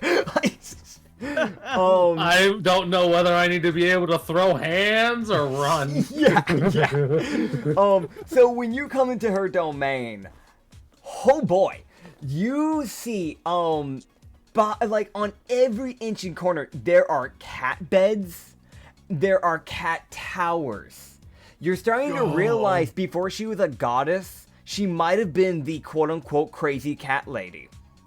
As there are cats everywhere. Oh, this is my kind of goddess. This is my kind of goddess right here. I approve! Yeah! Chrono will just kind of say, you know, before, my prison time started, I actually did quite like cats quite a lot, you know? They're very lovely creatures. Yes. No, they're great. By the way, real quick, just want to mention it out there just so you fully understand this. The walls you can see where they are probably base template black from like the void. It looks like she took a bunch of neon colors and like used paint and splattered it everywhere. Cause like the cat towers are like neon greens and neon pinks, and you look at the walls, like you're seeing like neon blues and neon yellows and like a lot of neon. Some of the cats aren't normal colored. Some of them have like fur of like hot pinks and stuff like that. So yeah. Yeah, Chrono definitely looks like he's happy, just kind of watching all the cats as he goes to sit down wherever EB tells him to. Hell yeah. She would just kind of paint. She would just kind of, you know what? Yeah, that's how she said it. She would just kind of paint to the boing bag, and she would just go, get on the boing bag. I will get on that boing bag. All right, you get on the boing bag. You start bouncing up and down. Chrono likes it. Yeah. So you'll just kind of go, neat. Okay, hi, yes, Eepy. Eepy's the name, Eepy. Okay, hi, yes. So, my name's Eepy. I heard that you were talking about the god thing, and I was like, well, I'm not a god, but I am a goddess, and that's pretty close, unless you're sexist. In that case, I'm gonna have to kill you. What? So, hi, hello. My best friend's a female satyr. I promise you, sexist is the last thing I am. Okay, cool. Yeah, no, because, like, I'll be real, right? If you were sexist, I'd have all these cats tear you apart and you'd be their food. So... Look, I'm a pirate, not a monster, alright? That's good to see. Alright, so you said that things might get a little bit rocky, and I see that you don't follow a god. Yeah. I'd be willing to talk something out if that means I'd have the power to help protect my friends better. Okay, so I did a little bit of research in the 1.25 of a millisecond that I heard you say the word God, and I did some research on your party. I'm enjoying this. I just want to make this clear right now, Nits. I'm enjoying this. Good. She would just go, please continue. Right. So here's the thing. I saw that a lot of you seem to have this really big thing where you like to really just start to like talk to the gods and get multiple like seconds so that we can like, you know, be revived multiple times in case you die, which is completely fair, by the way. I died one,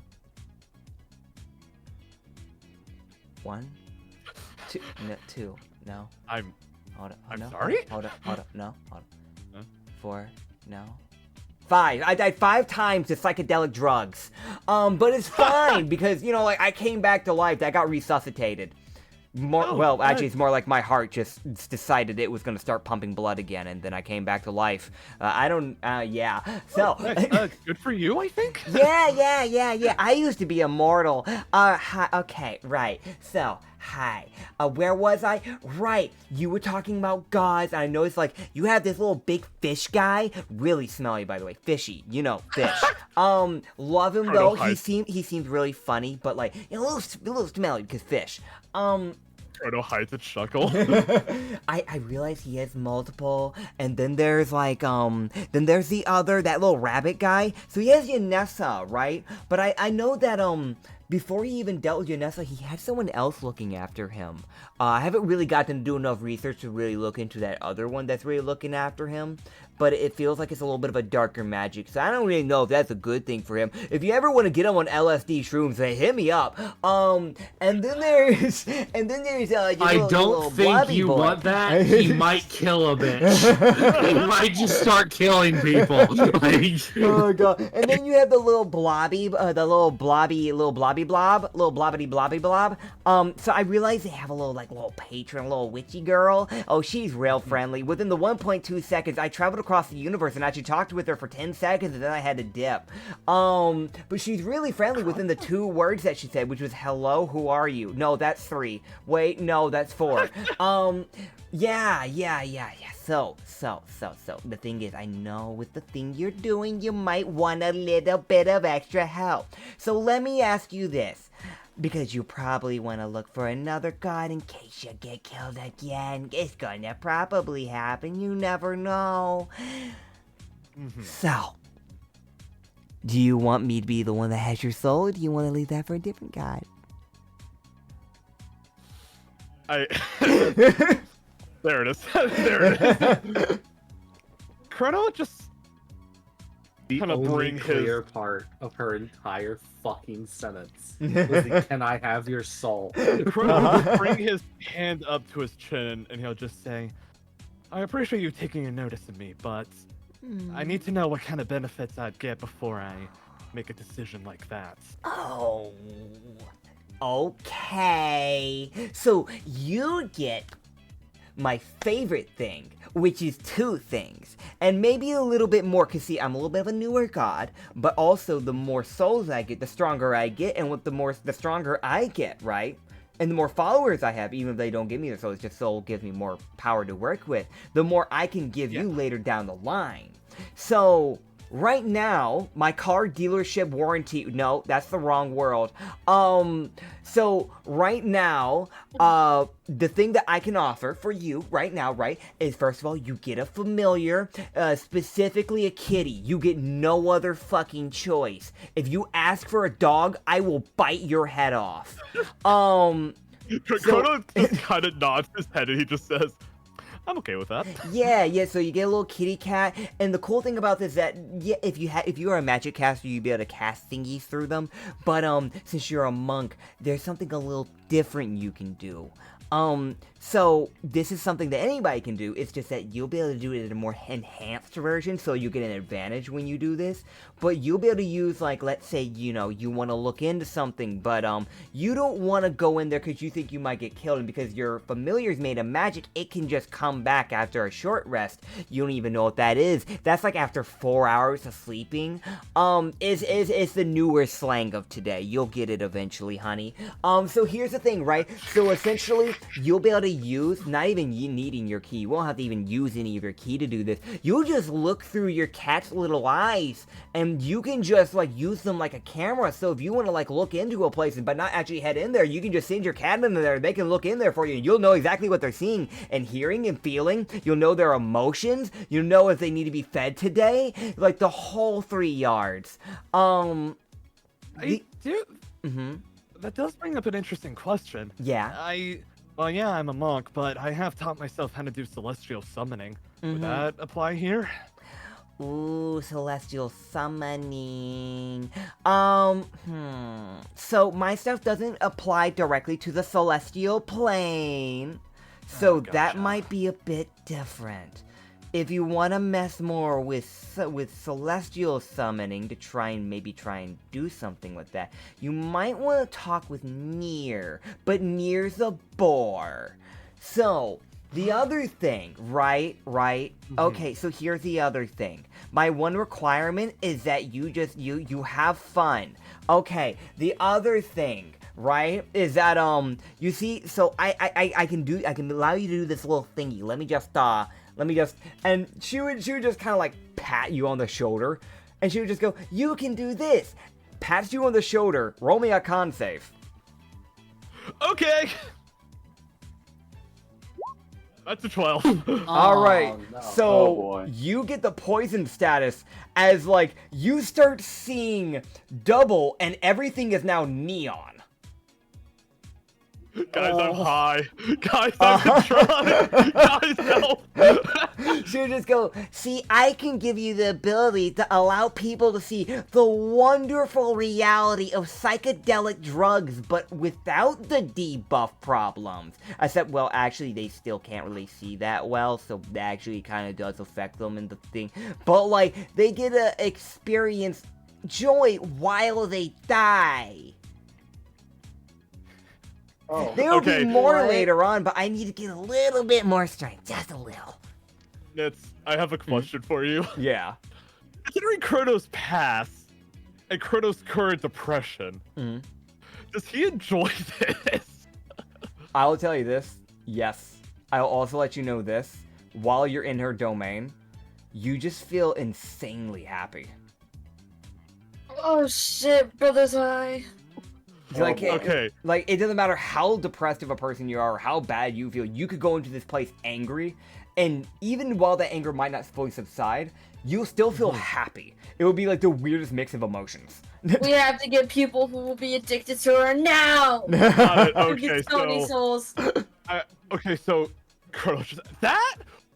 Oh, that's an improvement. Oh, that is such a significant improvement over 5 hours ago. Yes. Oh, okay. I do have to ask. I'll just go ahead and let you know right now. I am leaning towards saying yes. But there is one important thing I do need to ask, and this is more. So I've learned recently that there's a very good chance I could piss off a devil. So if I shit, Nits, what was the name again? Like Ivanine. Ivanine, thank you. You're welcome. Ivanine is the name, because they also have time stuff going on with them. Oh, right. Yeah, I ran into him one day. He didn't like me. If I say yes, would you be able to help protect my soul if Ivanine ever decides to go after me? Oh, yes. Actually, so I realized your little fishy buddy, your little buddy fishy buddy fish. I realized he has his soul with Ivanine, funny enough. So I could just do a little thingy thing where I go over and I walk up to him, right? And I say real nice with my LSD. What? Bitch, go fuck yourself, and maybe we can find like some middle ground so he doesn't hunt you. But he won't be able to touch your soul. If you can follow through with that, you got a deal. Oh, don't worry, he wouldn't even try to swing on me. It wouldn't go well.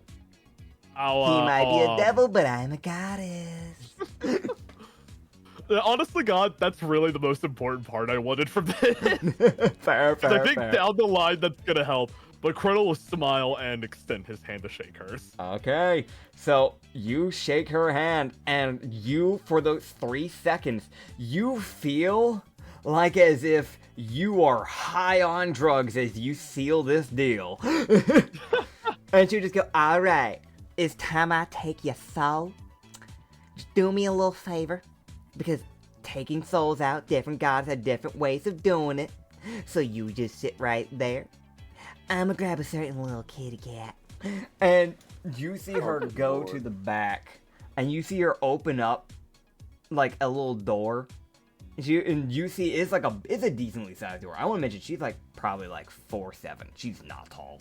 She's a very short goddess. You would see her just open up this massive door that's probably around like 15 feet. And coming out of it is this massive 14-foot tall cat. Crono starts sweating. And you'd see it just walk up, and she'd just go, "Hey, Bibby." Hey, I know I could have gotten it myself. You don't need to listen. I'm trying to do it the nice way. If I pull it out, it's gonna be excruciating. So, you're gonna do it. Oh, well, you see, if I pulled your soul out directly by myself, it would be painful. Oh, but luckily for you, with my little assistant, I can drug the fuck out of you and you won't feel a thing. Crono thinks to himself, little! Yeah, as she like walks up, pokes you in the neck, and you feel like your entire body goes numb. As you see from just 3 to 6 versions of her. And you then see the cat, 6 of it, as it's hovering over your like now laying down body, or that's constantly bouncing up and down in this like bouncing boing chair. Boing bag, sorry, it's a bag, get it right. As right. It like basically like mid bounce slaps you downwards into the bag, and then it just like walks away as it just like spits out a blue ball. And she would just go, "Alright, let me just," and just as you begin to fall again, she taps you, and you gain all, like, you know, nerve control again. And she just grabs the ball and just goes, "This is going in the vault." Just go, alright, well, it's good meeting you. If you ever need to talk, I'm here. You can just meditate to me. I will probably respond, I don't have many people to talk to. Alright, bye. And just pokes you on the head, and you go flying out. Can I make a suggestion, Nits? Mm-hmm. As a sign that Chrono's now following her, could he just have, like, a neon pink strip in his hair now? Honestly, yes, I will allow this. Okay, so how does Chrono get back on the ship? Essentially, that little portal that she, like, dragged you into, you basically just get chucked back out the same way. Just instead of forward, instead backwards, so you don't go into water. And, you can just roll me a dex save to see if you fall flat on your face or not. Understandable. Want just a minute. 23. 23. So you successfully do a combat roll, so you don't plant in your face.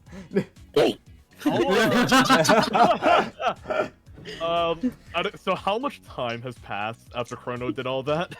So remember how I mentioned that she had been like traveling insanely fast? Yeah, within like 1.23 milliseconds. And then with the other one was like 10 seconds with the witch. Got it. It's so like Chrono maybe 5 seconds. Got it. So Chrono would just turn to Shin, and he'll just say, "Never mind. I solved my own problem." What happened to your hair? Mirror, please. Where's the mirror? Yep, I've got you. And he just pulls one out. Does this imply that Shin does carry a, like, mirror with him? Yes, the handsome motherfucker does. Chrono will just kind of look at it for a couple minutes, and he'll just shrug and say, "You know what? That is a small price to pay for having my soul protected." Oh, yeah. So, that's, fun fact, you know how we were just talking about how, we didn't know that much about Eldritch Gods? Yeah, no, that was an Eldritch Goddess. That seemed like one. That was... I don't know what all happened within the 5 seconds you were gone, but, that whole bit was baffling. Yeah, no, you should see her domain, man. Yeah, no, I decided to go ahead and go for it because, you know that, devil evening that apparently does stuff with the timeline or something like that? Evenine, yes, Devil of Fate. Yeah, no, once I heard it, she was an Eldritch Goddess, I, decided it was probably best to go ahead and just be in her corner with my soul, you know what I mean? Understood. Yeah, also, Nits, I would like to try and summon the cat familiar. Alright, you summon the cat familiar. It is, I'll roll see what color it is, because every time it will change. Gotcha. It is a hot Please pink. be acid green. It is a hot pink, but the eyes are acid green. So. Oh yeah. I'll lean down, and I'll just kind of like offer my hand to like let it sniff it so I can pet it, that kind of thing. Hell yeah. Yeah, it'll sniff it. It'll definitely sniff. It's one of the things where you'll obviously have control of the cat, kind of like how Anya has control of Miko. But yeah. Oh, hi there. Right. You should need a name. I'll take that as a yes. You want a name? Okay. Oh my fucking god. What's my name? Let's see. I want to mention, by the way, the one thing that makes it even stick out even more is that its eyes are similar to the one that I had on the top of the head of Eepee. Oh. So it has like the cross-eye like pupils. Oh gotcha. Oh, how about this? Lychee. What do you think? That sounds like a negative. No? Are you telling me no? It's kind of real animal handling. Yeah, roll an animal handling. Okay, God. For fuck's sake. No one! No Oh one! my god. It fucking despises that name. Okay, you know what? How about this? How about this? I'll keep workshopping it. How's that sound instead? Winry just walks up behind and just... Try the name Candy.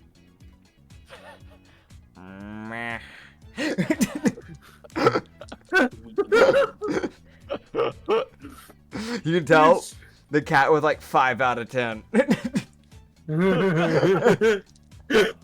love the idea that this cat has a preferred name in mind. You know what I'm guessing? It doesn't want an actual name. It wants something stupid. You know what? That's a good point. It might want something like Seepy or some shit. Like, you don't yeah, know. reminder Eepee's cats was Seepy and Meepy. That's true. Meepy. You know what? I'll put some thought into it before next week. Hell yeah, hell yeah. Alright. Meepy. Alright. Chrono will just kind of turn to Lindrin and he'll just say, "Hey, so I just made a deal with a god." Obviously. Yeah. You see Mr. Whiskers walk up right behind her. What happened to your hair? Side effect, I think. Small price to pay, though. Is this like what happens if you age too much? Does it like No. after gray does it go Whiskers. pink? Wallace walks onto the ship. No, Whiskers. I Oh. don't think that's what this is. Mollis, What I is think your- he's sick. What is your goddess, god, person? Can I before I answer Uh. that, can I offer to let the my new familiar onto my shoulder like a Pokemon? Yes, yeah, it'll do that. It'll do that. Nice. I'll like scratch it under its chin after it does Why it. the Hell fuck yeah. do you have a pink cat?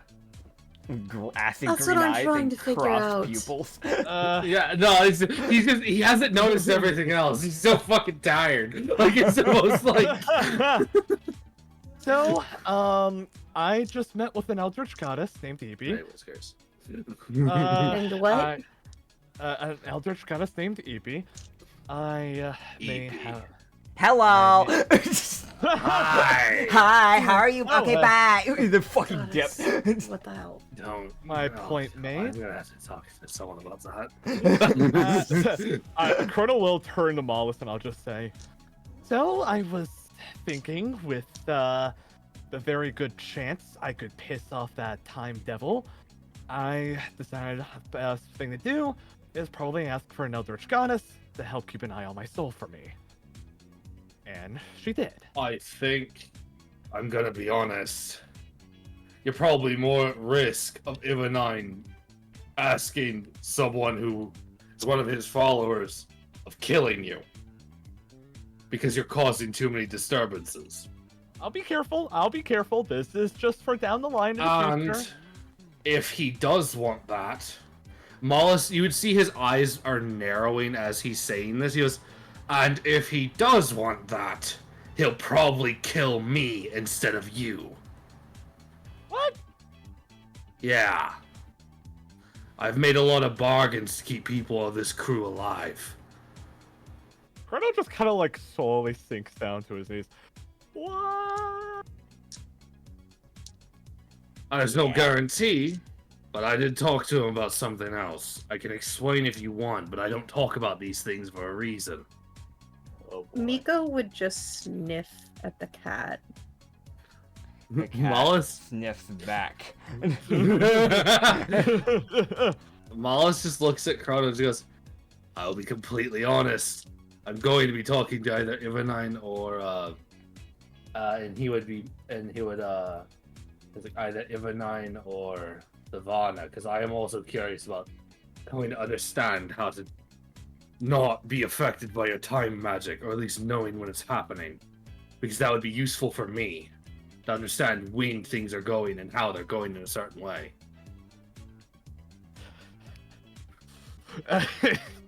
Chrono just kind of says like, I mean, as long as you don't mention when I... look. He just kind of like not a notion for him to kind of move his head near him to whisper. Like, he honestly just drops his head a bit, because how tall is Chrono again? Like 5'11". Okay, I know. Mollis is a whole ass foot taller than you. So Yeah, it really is that, like, he moves his head down and sort of like Like, it's a fucking, like, what? Look, I have a small confession. I may have used time rewind to get out of emotional situations. Yeah, I guess as much. I may not know exactly when you've done it, but there's a few times you've turned on a dime in a very unnatural way. Like when Yeah. I was trying to ask a question. Yeah, no. Huh? Yeah. So tried asking questions and suddenly he's disappeared. Yeah, no, that's one of them actually, as a matter of fact. Mollis is gonna grab your shoulder. And there, that 20 strength is definitely coming to play here. Oh god. And he's just be like, you. We're gonna talk later. Uh-oh. And that's all he's gonna say on that one. It's just a flat, we need to talk. Yep. You said Lavana might be able to help me with that sort of thing, so I know when he's using time magic? She knows herself, so. Lavana's Right, just I need to go standing speak in with the Lavana doorway. Bye, Lavana. Great. Hello. Lindry's just, perfect! We need to talk. Oh god. Of course. I will be honest, we should start wrapping this up though, so that some of those might have to Yep. be done a little bit later. Because it is 11:48. Oh no, that literally, that smallest telling Chrono not when he's going to talk to him. Just one of those, we're gonna talk at some point, motherfucker. Oh, lovely. Chrono just Fair. kind of pauses for a minute, and he just thinks to himself, "Oh, right, I could do that now. How do I activate drugs?" You want to try and do that? Oh god, Right don't do it to Mollis. No, Don't. actually, Okay. I'm not gonna do that yet. Okay. I might have to hand my sheet over to fucking Nits with the way Mollis' systems work. Okay. Yeah. I am more than willing to try and make this as fast as we possibly can. But there is one more god I was hoping with. I was hoping to see if I could basically try to get into Nearest domain. I'll tell you this, what we'll do is that I'll have you just roll me a religion check to see if you can meditate to him. And then we'll leave you on a cliffhanger on the answer. Alright, fair enough. This session has gone Probably for a not. fucking minute. Who knows? Alright, so we'll see you guys in the next episode. Thank you guys for watching. Yep. This is the Rum and Harbor campaign. This went on for quite a while. Yeah, jeez. Okay. So you can find us, the Rum and Harbor campaign, up on the Lost Harbor Tavern on both YouTube and on Spotify, where you can also find the Brothel campaign, the Hidden Garden campaign. You can find some one-shots. And on top of that, you can find some YouTube shorts if you want to go check those out, because I spent some time editing them. I haven't had a lot of time to do that recently, but it's definitely there. Also, if you want to check out the second channel up on YouTube, the Lost Shipyard, which can also, all those campaigns on there can also be found on Spotify as well. But if you want to check that one out, you can find the Amnesia campaign that was going on. That is fully wrapped up.